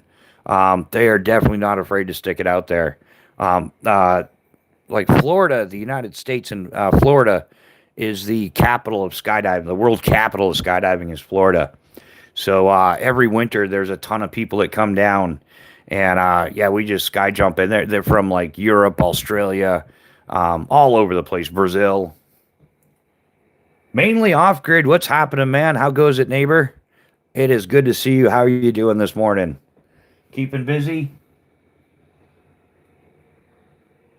Carolyn Mitchell, welcome to the chat. How goes it with you?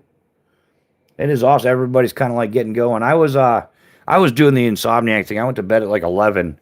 Got up at 2:30. I was twiddling my thumbs going like I got to find something to do. Not much to do. So I'm like, you know what? I'll throw a live. We'll see how that goes. I thoroughly enjoy a good live. There's the man of the hour. Nick Martino, you must have heard your name, man. I totally mentioned you a few times.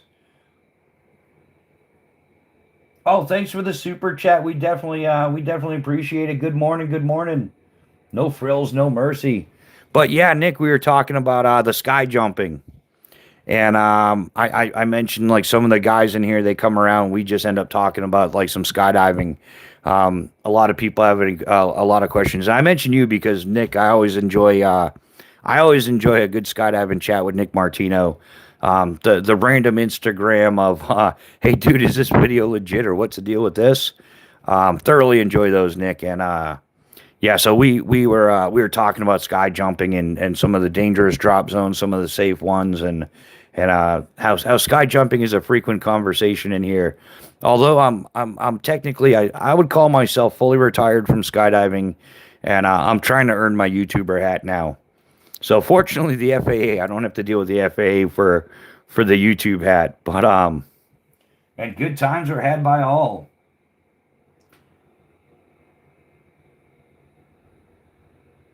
Oh, Carolyn Mitchell, I definitely recognize your name. I think, yeah, I'm pretty sure.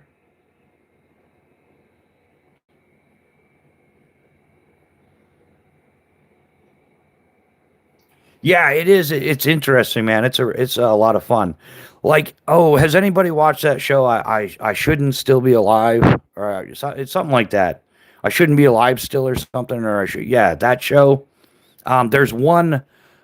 One of them is about a guy, Tim Bernard, and he was in Rantoul, and he was trying to do this cool swoop thing where there's like the big, the hangar's open. It's got two doors, kind of like closed in the middle, and he was gonna fly into the hangar and then carve his canopy around and come out the other side. Well, when he was going in, he caught the corner of his parachute on the door, and then it kind of like picked him up and then slammed him into the concrete, and you just heard a thwack. And man, he shattered, like he broke all kinds of stuff. Yeah, they cut him open in so many places. Oh, it was crazy. Yeah, they had this big like L-shaped cut. They cut in the side of his hip, like right into his gluteus maximus. So we used to. He for some reason he likes showing everybody the pictures. So he had like this giant L-shaped, like massive. It was all stapled up and everything. And so everybody dubbed him Frankenass, because Frankenstein put back together again. But yeah, he was my neighbor back in 2006 at Skydive New England. So he'd done that a couple like 2 years prior in Rantoul. I want to say it was 2004.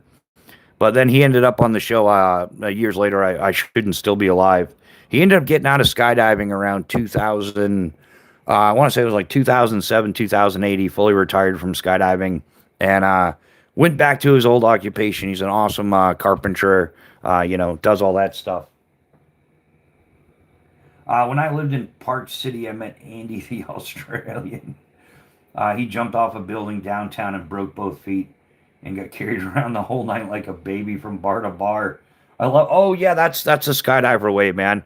I've yeah, one of the times I broke my leg, it was just a tib break, and yeah, I was at Pepperell, Mass. I went to the hospital. No big deal. Like they came with the ambulance, picked me up, brought me to the hospital. Some of my skydiving buddies picked me back up a few hours later. They just did the X-ray, did the cast, whatever. Yeah, and a few hours later, I was back at the bonfire, leaning on a crutch, kicking back a cold one. Yeah, telling skydiving stories.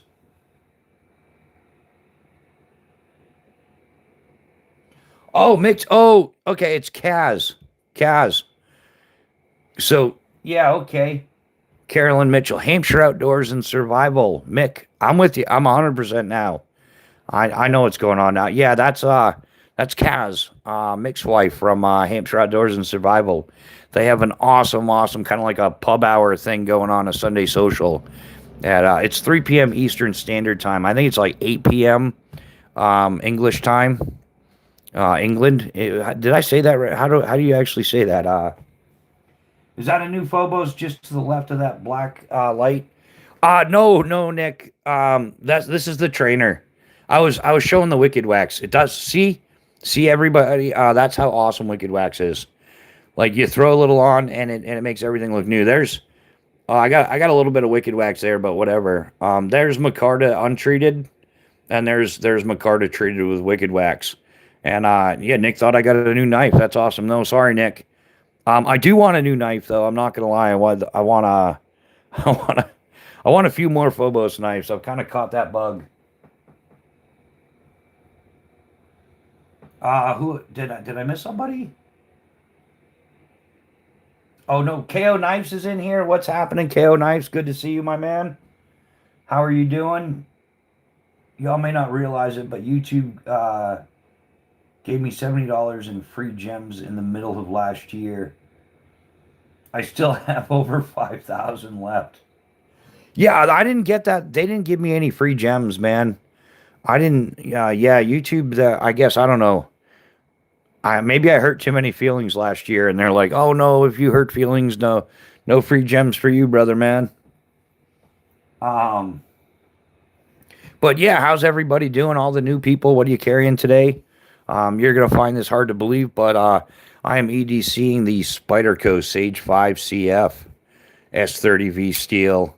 I cleaned the pocket lint out, gave it a little bit of a lube job, and she's back to being smooth again. B&A should be chiming in any minute now. Usually when it's about this time, if I bust out the Spyderco, he chimes in, but Mick's asleep. Yeah, how is Mick doing out? Everything went well. He's made a full recovery now. He had a bit of a surgery a while ago. But yeah, hopefully he's doing well. Getting some sleep. I need to get some sleep at some point. I haven't slept much lately. Yeah, I went to bed at 11, got up at 2:30. Yeah, Nick, the Wicked Wax, and it's great because yeah, it really does protect everything, and I love the fact that for those of us that live in a cold climate, if you've ever had really bad chapped lips before, yeah, if you forget your chapstick or your lip balm or whatever you're using, you can actually use Wicked Wax. So, and it's comforting for me because I used to spray my blades down with WD-40. I'll never do that again. Turned into a couple days of misery. I was just, you know what I'm saying? I could have set up an Xbox in front of the commode.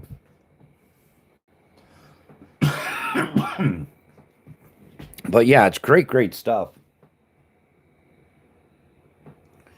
Yeah, I do. I got a bit of the insomnia going on sometime, most of the time. All right, 90% of the time.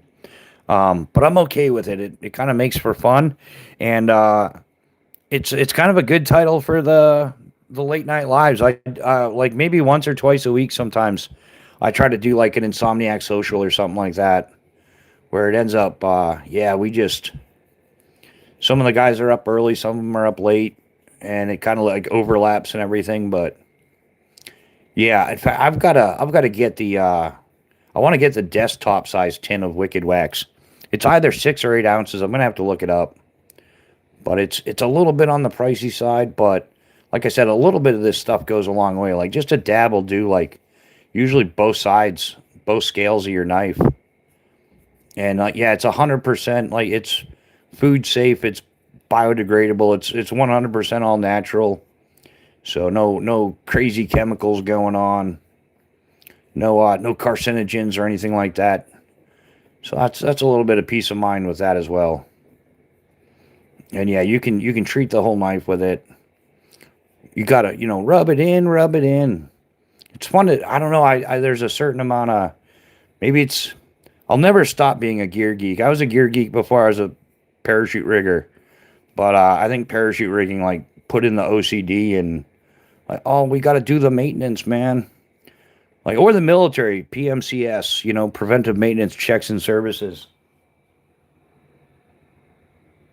Yeah, yeah. Most of us Gen Xers are insomniacs.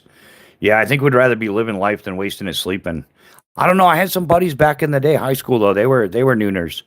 Like they'd go to bed like midnight, 1, 2 o'clock in the morning. They couldn't function before noon. Like they would sleep till noon. And oddly enough, both my brothers were like that. They were both like long sleepers. I've never been like that. Yeah, like 4 hours plus or minus, usually minus. Like I'm like a 3 to 4 hour, 4.5 hours tops. Yeah, WD-40 definitely has its place, just not on blade steel. No, I think you could even use WD-40 on blade steel. Just don't be a moron like me and cut up your food with it. That was the problem. That was the big mistake that I made. Was yeah, I pretty much smeared WD-40 all over my food. And then I'm like, wow, oh, that's kicking in worse than fast food. And then yeah, a couple days on the commode, and you're like, oh, I realized my mistake.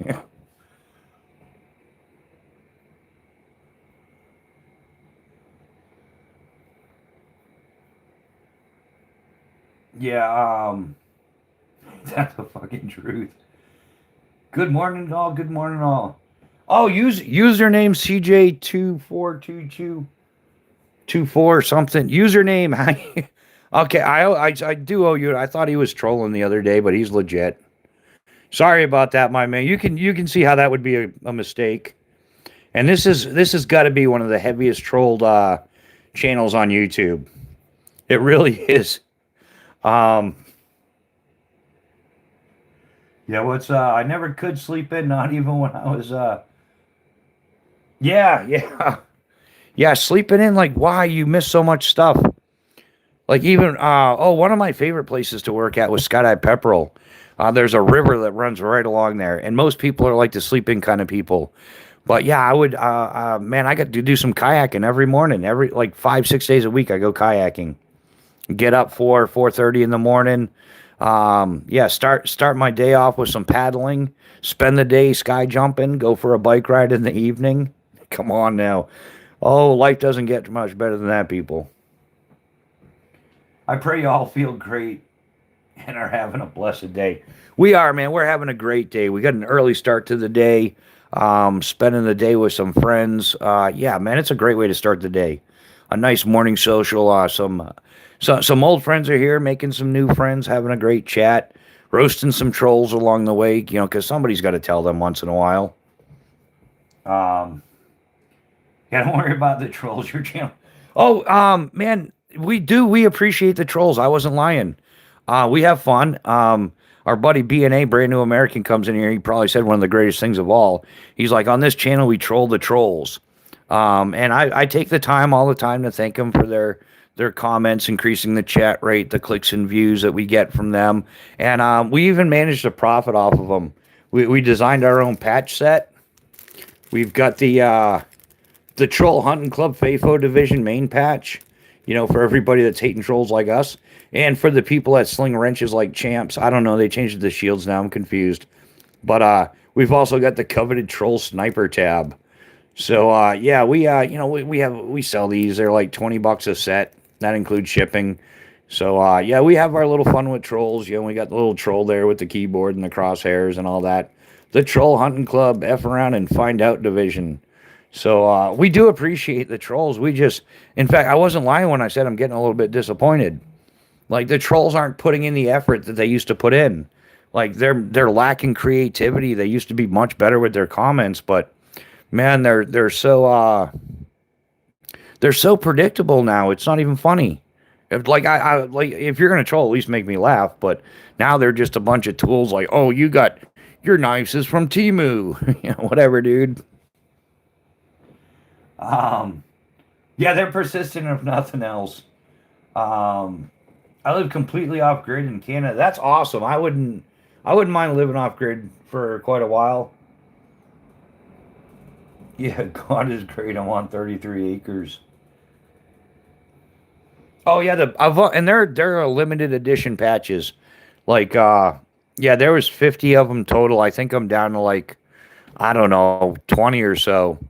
I might do them again. I don't know. But they sure are fun. It's great. Thanks for trolling. We figured out a way to profit off it. But yeah, all proceeds go to helping out the channel. And yeah, we typically don't ask for donations on this channel. So instead we come up with our own little product. So gotta finance the channel somehow.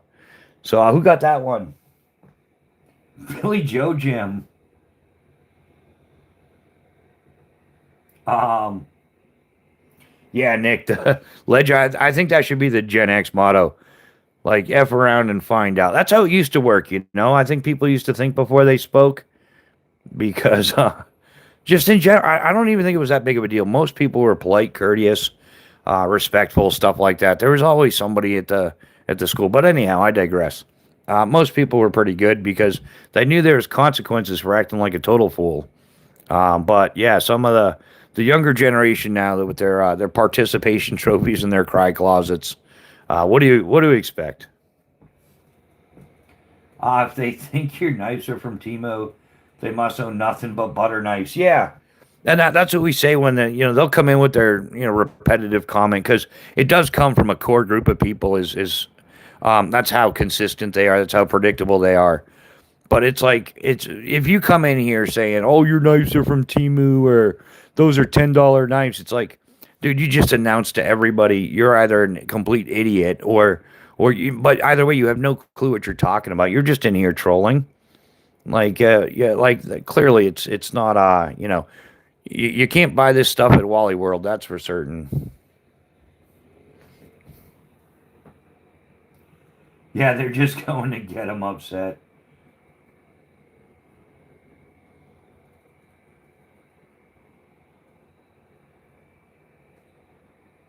Just getting caught. Make sure I'm staying current on the comments. I try to answer everybody's comment. If for some reason I miss somebody's comment, just post it again. Sometimes it gets real busy like yappity yapping, and I'll miss a couple of comments. So if I miss your comment, just kindly repost it, and we answer everybody's comment to the best of our ability. Um, so yeah, that's how that cookie crumbles. So Nick, what are you doing today, man? You got anything exciting planned today? It's good to see you. It is always good to see you, my man. She asked because they know his knives are the only thing they can. Yeah, the sad reality is my knife would probably cut your knife in half, kind of thing. And it's funny because the people that are saying my knives are from Timu, their knives are from Timu. They're straight up from Dragon Country. They're selling the best pocket budget bangers to you. Click the affiliate link below. You can get this 100% recycled aluminum trash knife, for like $29.95. It's really a gas station knife marked up. But yeah, yeah, the people typically accusing me of having like cheap knives are the ones selling, like showing the cheapest knives.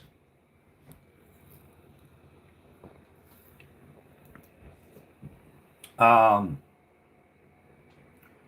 Words and actions are a fruit of the heart and soul. Know them by their fruit. Yeah, Nick, that's old. Yeah. Lack of imagination. They lack creativity, that's for sure. And because of that, there's a clear and evident pattern when they come in here. But I don't care what they say. I'm going to support American knives, American products, as much as I possibly can.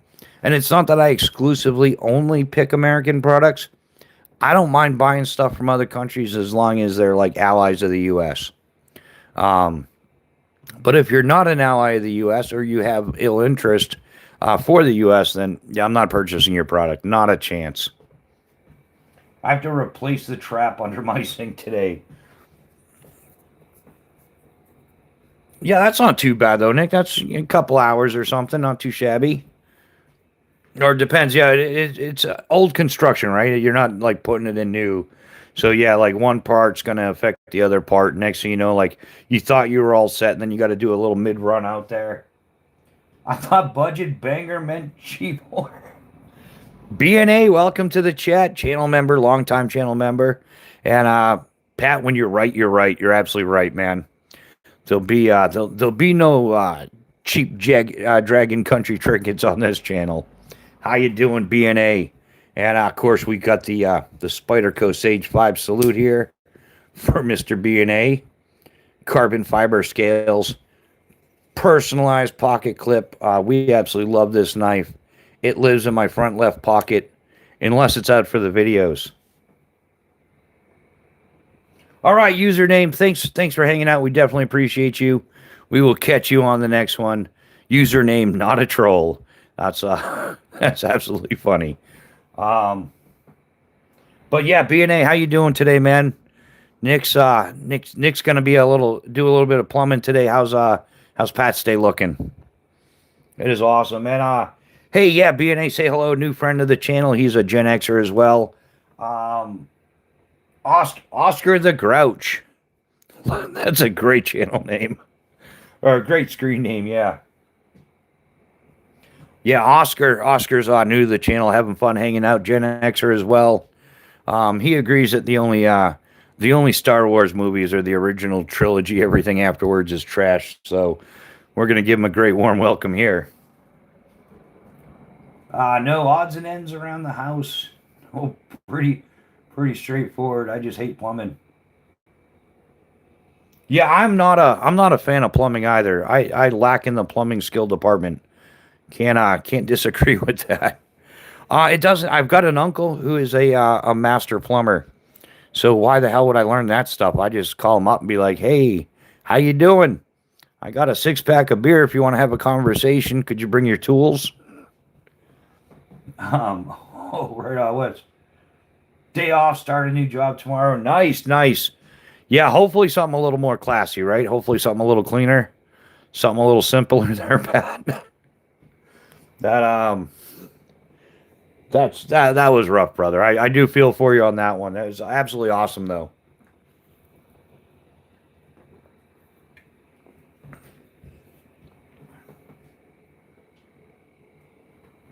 Oh yeah, Pat, this video is right around 1,000 views now. I'm kind of disappointed. I was hoping for like 10,000 or 12,000 or something.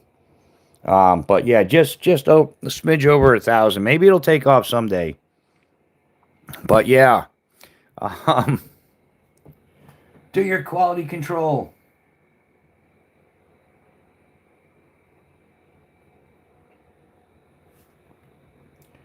Yeah, B&A, we were getting trolled early this morning, man. I'm like, it doesn't make any sense. Like we're up. I started the live at like 3:30, and yeah, we're getting trolled like left, right, and center. I'm like, normally we only get this kind of unemployed EBT behavior like around brunch time or something. But yeah, you could have been up in here slinging wrenches. I lost control. I just kept roasting the dude. I probably should have banned him earlier, but I don't know. I was kind of having fun with it. You know, like the cat does with a mouse. It doesn't just, it just kind of like swats it around for a while. I was just kind of swatting it around for a while. Maybe a little too long. But hey, Tom, do you think the actual lighter fluid is the reason the O-rings They didn't wear out though, Nick. That's the thing. What was happening is, like I don't know what kind of thread they've got. Like the threading here is cool. You don't have to twist forever, but the O-ring goes right here. You can see this notch right here where the O-ring goes, right? Well, the thing is when you would go to take the cap off, the cap was pulling the O-ring into the threads, and then it was kind of like getting caught in the threads and slicing the O-ring. So the O-ring wasn't deteriorating. It was almost as if the O-ring was a little too big or something. And there's only two. It only comes with two O-rings. So, yeah, I started to like EDC it for a little while. And the O-ring broke, so I went into the spare parts kit and put on the O-ring. I'm like, no big deal. And that one went as well. And then you go on their website, and to get they got a little kit. It comes with like 4 or 5 flints, 4 flints, 5 flints, something like that. A spring and 2 O-rings is like $7.50. It's like selling O-rings to the Air Force, right? So yeah, and how it didn't last very long. Like I went through like both O-rings were done in a couple of days. So like what if they got to sell like 100 O-rings for like $5? It might be a deal. But considering the fact it's not like an EDC lighter, this is fire starting, survival, bushcraft, that type of scenario. It definitely doesn't work as advertised. And without the O-ring, the major thing to that is the O-ring made it evaporation proof, waterproof as well. So without the O-ring, now all the fuel evaporates. So if you like put it in your chest rig, like what I was going to do with it, so I've always got it ready to go, and I know I've got a refillable lighter. Yeah, that's not the case. Trolls are just idiots that have no. Yeah, exactly, Oscar. Yeah, they're a special crowd. Yeah, but we do have our fun with trolls sometimes, and we know for a fact that there's been more than a few trolls that have left here questioning their life.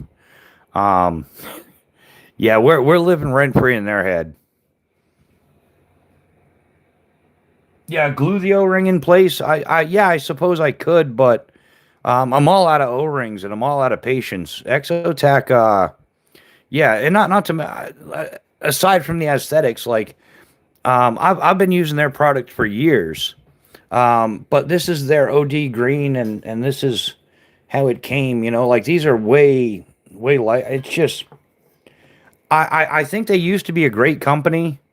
They really were. I think Exotech was a great company, but like all great companies, not all, but most, they get comfortable, they relax, they become complacent, and they become entitled. And they just, if they had handled it better when I called them, it wouldn't bother me. But their attitude was like, "We got your money. Go pump sand, pal." You can get those at plumbing stores. Ring door gasket. Mr. One Boston, how you doing? Welcome to the chat.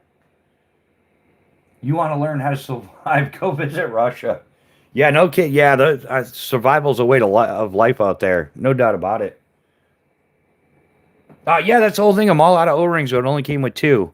And yeah, I got to go through. But it's besides the point. It doesn't function as advertised. It doesn't perform the way they said it would. And then when I tried to contact them, their customer service was absolute shite. Complete. It's absolutely repulsive in my opinion. And my customer service isn't all that great. In my line of work, that whole like the customer's always right. We're like, no, you're not. This is skydiving, not like You see the sign out front says like Skydive Las Vegas. It doesn't say Burger King. You get it your way right away. Like we're gonna do things by my way. Like, and if you don't like it, here's a refund. Go home. Or I love it when they threaten. I want my money back. I'm going home. I gladly. Here's your refund. Go home. We don't want you here. Under no circumstances will I allow somebody to put at risk any of my instructors or myself. So yeah, I have a different kind of customer service, but I understand it. Like I've dealt with customer service with other companies. I had a small issue with Right in the Rain. Not even worth talking about the issue. I called them up. I mentioned it to them. They said, "Could you send us some pictures?" I sent them some pictures. They called me back. The whole thing took 2 hours, and the part that took the longest was my dumbass trying to figure out how to upload the pictures to the email. If it wasn't for that, the whole thing would have taken 15 minutes. But I sent them the pictures, and they called me back, and they said, what's the address we can ship you a new one? So I gave them the address. I asked them for an address to send the old one back. That I figured maybe they could use it as an example to show people, like, for quality control. And they're like, no, no, save your money. We don't want you wasting money on shipping. Just keep it, throw it away, whatever you want to do with it. Take the parts out of it, use it for extras. Absolutely wonderful. I won't hesitate to not only buy Right in the Rain, but I will tell anybody to buy Right in the Rain, because if something does happen, it can and will, they'll fix it. Dave James, meow, meow, meow, meow, meow, meow, meow, meow, meow, meow, meow, meow, meow. That cat's, the cat. Dave James, how you doing this morning? Don't hold back, Tom. Tell it how it is. I'm going to tell it how it is right meow. Desert Driven, good morning, man. How's the new hacienda there in Texas, brother? Hopefully you're settling in well, having a good time. The Russians have a proverb, your honey pot, someone else's spoon leaves behind, not much residue. Exactly, yeah. Yeah, you're right. There's a saying in Spanish that translates into make a name for yourself and go to sleep. Yeah. I'm a pilgrim. We are the OG pioneers. Exactly. Yeah, we are. Yeah, once I started doing work for TCal, that's when Exotac changed. Yeah, I don't know what happened, man, but they just, yeah, it was a great company. Like I said, if they handled it differently, maybe what it is they had so many bad ones they can't afford to fix it anymore. I don't know. But yeah, it definitely does not work as advertised. So and I told them, I said, I gave them the whole professional, like, look, hey, I just want to let you know I'm starting a YouTube channel. People are going to see this. They're going to notice it. They're going to ask questions. And if there's one thing I don't have a problem with when it comes to gear, is telling the truth. It's a way of life for me. I don't care about anybody's feelings. Like, I don't care if that's your favorite parachute. I'm going to tell you if it sucks.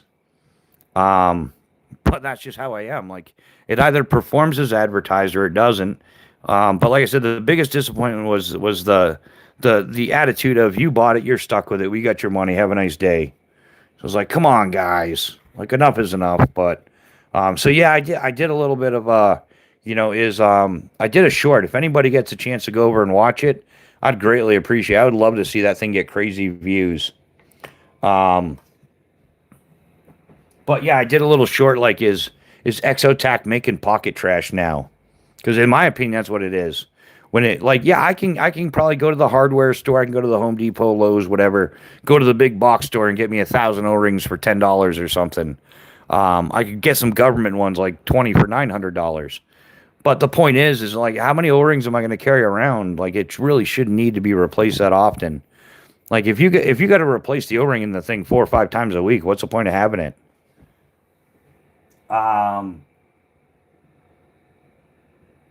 Check out Mr. Teslonian. He does how to on building his technology.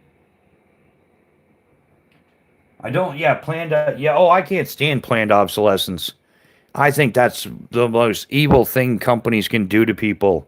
Like, who came up with that? Like, what happened to you? Like, companies used to pride themselves, like Phobos Nice. Like, he gives a lifetime transferable guarantee because it's a kind of warranty you don't need, right? Like, quality craftsmanship, quality materials. This is going to last you a lifetime. Like my grandparents had a washer and dryer set that was like 25 years old. Now it's a miracle if you get it to last 3 years. He's 100% off grid. I don't think there's no such thing as 100% off grid. I was in theory off grid for a decade, but you're never 100% off grid.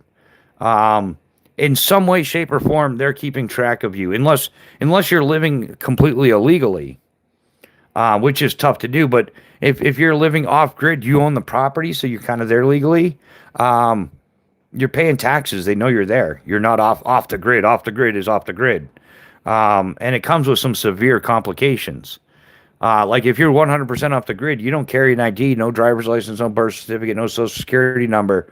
You can't get anything. You can't get a job. You can't even buy a pack of smokes if you wanted to. Bushcraft took care of my water bottle with your advice. If I get sick, I'm coming for you. All right, man. Hey, not a problem, man. I got some Tums and stuff here. We'll set you right. Um, yeah, Tesla ram pump, Tesla turbine, Tesla generator.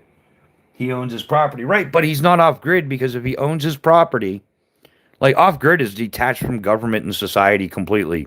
If you own your property, then you're paying property taxes. They know where you're at. You're not off the grid. You're on the grid. The grid being like trackable people. Um, yeah, if there's anything, yeah, it's kind of to be officially off grid really isn't even legal.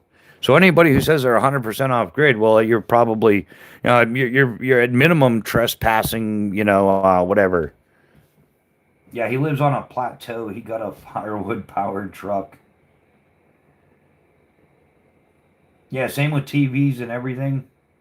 Hey, did someone just say they were coming for you? Yeah, Cannon. It's desert driven joking around. Why you gonna have Mojo protect me? You gonna Cannon's gonna send over Mojo to as my protection dog. Don't worry, Desert. You'll probably step on it on accident and not even notice it. Mojo, how is Mojo doing this morning, Cannon? Everybody, welcome Cannon, one of our resident devil dog, whose best friend is a corgi.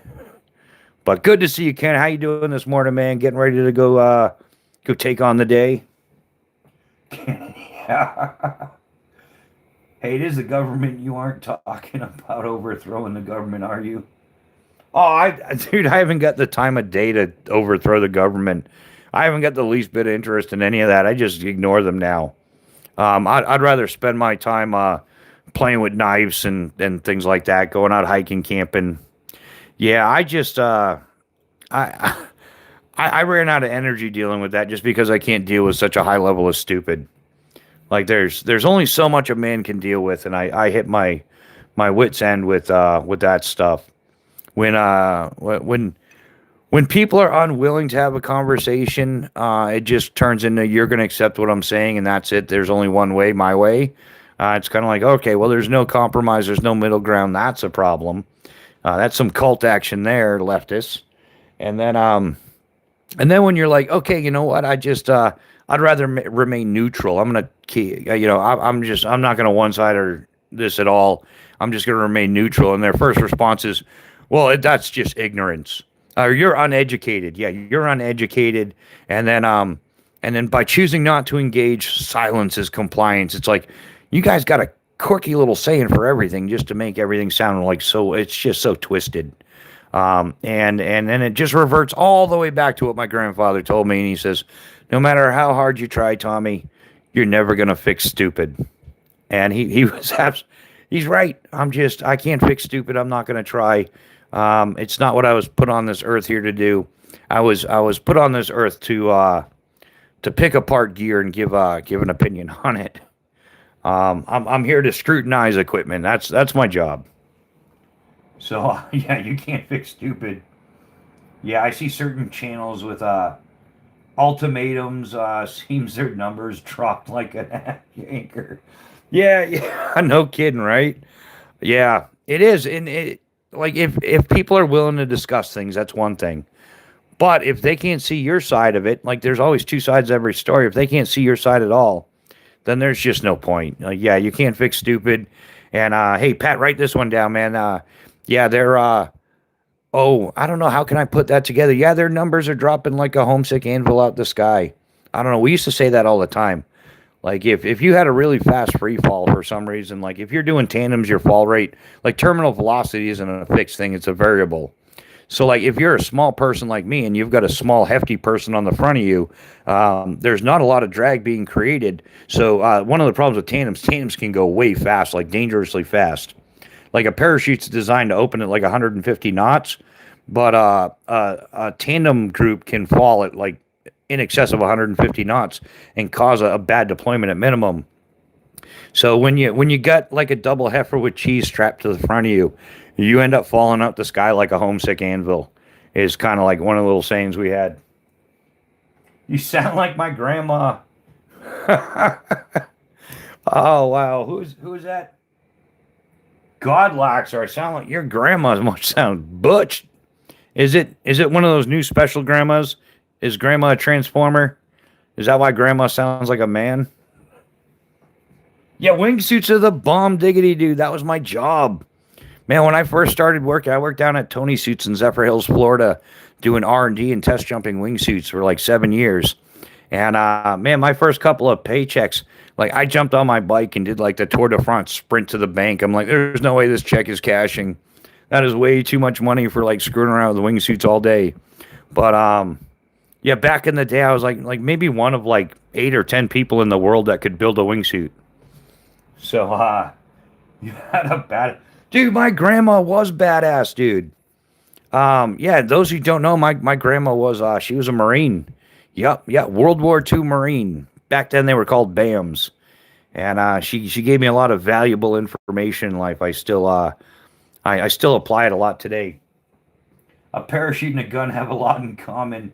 If you need one and don't have it, you'll probably never need one again. Yeah, you can do one jump without a parachute, but odds are you're not doing another one. You're absolutely right. Yeah, Desert Driven spot on with that one. Transformer grandma. Yeah, Dave James knows what I'm talking about. Like, I didn't know your grandma was a transformer. Because I think you can say that. I don't know. I'm trying not to say the stuff that I usually say because I don't really care, but I did agree to the terms of service. So, but some people get really butthurt when you tell the truth, and it's just when facts don't care about feelings, and you're like, yeah, I'm not catering to your gender dysphoria. I don't care what you want to be called. Like if we're gonna play the pronoun game, then you're gonna call me King Dingling, and that's gonna be. Oh, it's not the same. You're gonna he, thee, them, they, zee, zoom, zing, zinger, winger, whatever. I don't care. If you get to pick whatever pronoun you get, then mine's King Dingling, and you're gonna respect my pronouns. But yeah, I don't have time for that gender dysphoria. Like make treat people properly for their mental health issues. Don't cater to them. It only makes it worse. She's more than meets the eye. Yeah. Oscar spot on. Yeah, Grandma's a transformer. She's more than meets the eye. Oh wow, probably means yeah. Yeah, Desert Driven. That's you hit the nail right on the head with that one, brother. Spot on, spot on.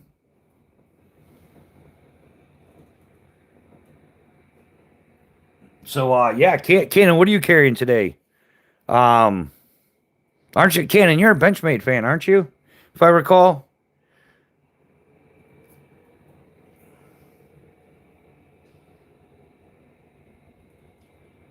Yeah, live and let die. Yeah, yeah. We're just waiting for the second part of that to come true. Like we've had enough of it.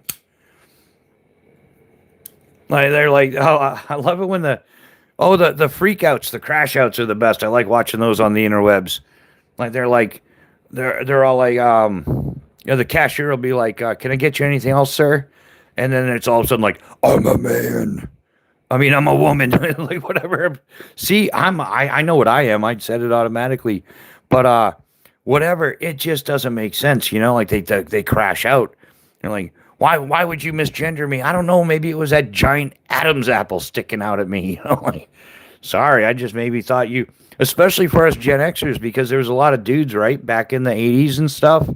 Remember the rock and roll, what are the groups back then? They had the hair groups. Remember they all had like Aquanet going on. Like you could hear, like you weren't sure if the dude was going out to do graffiti or it was like for their hair because they'd have like rattle cans in their backpack and stuff. But yeah, they all did what was it, Poison and stuff like. You remember those groups? So like when we see like these modern Transformers and they got some like frizzy looking, too much Aquanet looking hairdos and stuff like that, it can still be a dude. We grew up with that. Like dudes had some long hair going. Like there's nothing wrong with it. Like they had long hair, but we were like, "Hey dude, what's up?" And they're like, "Not much, dude. How you doing?" But now when you're like, "Hey dude, what's up?" They're like, "I'm a ma'am. You misgendered me." Like, shut up. Like you look like an '80s rock and roll thing. Like you got an Adam's apple, like the bigger than average nose. Um, keep the Kool-Aid colored hair people out of here. Yeah, we keep the Kool-Aid colored hair people out of here. Yeah, if you've got Kool-Aid colored hair, septum rings or something like that, or you're just like Or we misgendered you based on your screen name. Like, yeah, that's chuck the wrenches, boys. We don't need them. Um, yeah, that's it. Yeah, Oscar, the hair bands, the hair bands. But they were hair. They had like big hair bands. Exactly, spot on, Oscar. Like, yeah, we know who was watching MTV. Like we all did, but some more than others. But yeah, the hair bands. But when you were like, "Hey, dude, what's up?" They were totally cool with it. Um, the lead singer from Cinderella. Exactly, Kanan. But if you went up to the lead singer of Cinderella and you're like, "Yo, bro, how's it going? Hey, dude, what's happening, man?" He'd be like, "Great, yeah, what's happening, dude?" He wouldn't be like, "You've misgendered me. It's ma'am." Like those crash outs are priceless.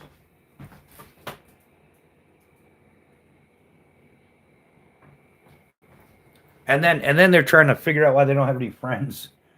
My picture is a golden spiral from a church. On your the little emoji thing next to your, I don't know, it's hard to tell. It's like this big on my screen. I can't really make that stuff out. Do you ever living outdoors? No, no, no. Um, Told my daughter she can be anything she wants in life. Yeah, you might want to think that. I think we should switch that to you can be anything you want in life. We should change it to you can be almost anything you want to be in life as long as you're realistic about it. Not everybody can do everything. Not everybody's got talent in certain areas. Like here's one of my most epic failures in life was playing a guitar. I took lessons. I bought an acoustic guitar. I bought an acoustic electric guitar. I bought an electric guitar, and I put in like I wanted to play like little campfire songs at the campfires, the bonfires at the drop zone and stuff. I figured it'd be great. I was totally inspired by like Jack Johnson and whatnot. But yeah, after a couple of years, I learned that yeah, you can be good at one thing but not good at another. So I had three very lucky friends that were musicians that were gifted guitars. Because after 2 years, I could play every chord in the book, but I couldn't put two of them together. I still don't give a fuck to hell with these weirdos. Yeah. D. Snyder from Twisted Sister would beat up dudes that call him a girl. Yeah, exactly. Yeah, I'm not catering to that stuff at all. Like I don't care. Take your woke trash someplace else. Um yeah, keep your participation trophies. Yeah, second place is just the first place loser. Get over it. Like if you really want to win, train harder, try harder, or find something that you're good at. I've sent people home. Like people have come out to learn skydiving, and I'm like, look, you've been through every instructor here. For some reason, you can't understand what it is we're trying to teach you. This is a serious game. It could cost you your life. You're no longer allowed to jump here of your own on your own. Like you're no longer a student, but you are welcome to come out here and do a tandem whenever you want to. You can do tandem jumps because I trust my instructors. But if I let you to keep jumping, you're going to be the next fatality. So skydiving's not for everybody, and you're one of the people it's not for. Um, and there would always be a group that would gather around when I was telling somebody they're not allowed to skydive anymore because they suck. Um, I did the same shit with the guitar, but it turned out I was a natural with the drums. There you go. Yeah, Oscar. Yeah, so yeah, but just because you can play the drums doesn't mean you can play the guitar. Like absolutely perfect, man. Like yeah, telling these kids like, oh, you can do whatever you want to do. You can be whatever you want to be. And meanwhile, they've accomplished nothing in their life but a bunch of participation trophies and trash like that. Like, no wonder why there's a massive amount of underachievers now. Like they think they got it made growing up, and then they falsely graduate. Like graduation now from high school is just a hand me out. And then they go into the real world and they find out they can't do anything. It's well, but I've done everything right my whole life. It's like no, you've only been told that. That's where that participation trophy comes in. That's when telling the kid that came in last place at the race is telling them they're a good racer was a mistake. You should have told them that like, hey, you kind of suck. You should try harder. Do you even practice? Like practice is important to being good at something. But no, it's always like you're such a good job, little Jimmy. You're outstanding. Um, Kyle, I'm not too smart, but I can pick up everything's Oh, there you go. Kyle, you should go in the Marine Corps then. You would make the perfect Marine. Sorry, Cannon's still here. That was specifically for him. Um, yeah, if you're not too smart and you can pick up heavy things, then yeah, you semper fi. Um, I can't speak for you because I don't, but I've been a sailor since 6 months old. Yeah, yeah, sailing's awesome. It's common down there. Yeah, Massachusetts has tons and tons of sailors and boat goers. I mean, you guys got a ton of coastline. Awesome fishing. Two houses, an 8-story building from 1826, and a 37-foot sailboat. Hey, man, some of the most wealthiest people I know never graduated high school. They were busy like learning how the real system works rather than being indoctrinated into a bunch of trash. So yeah, it does happen. How are we doing?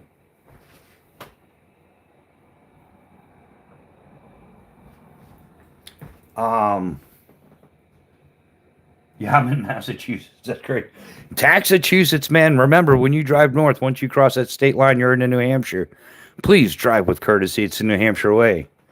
Um, some of the worst drivers in New Hampshire are visiting from Massachusetts.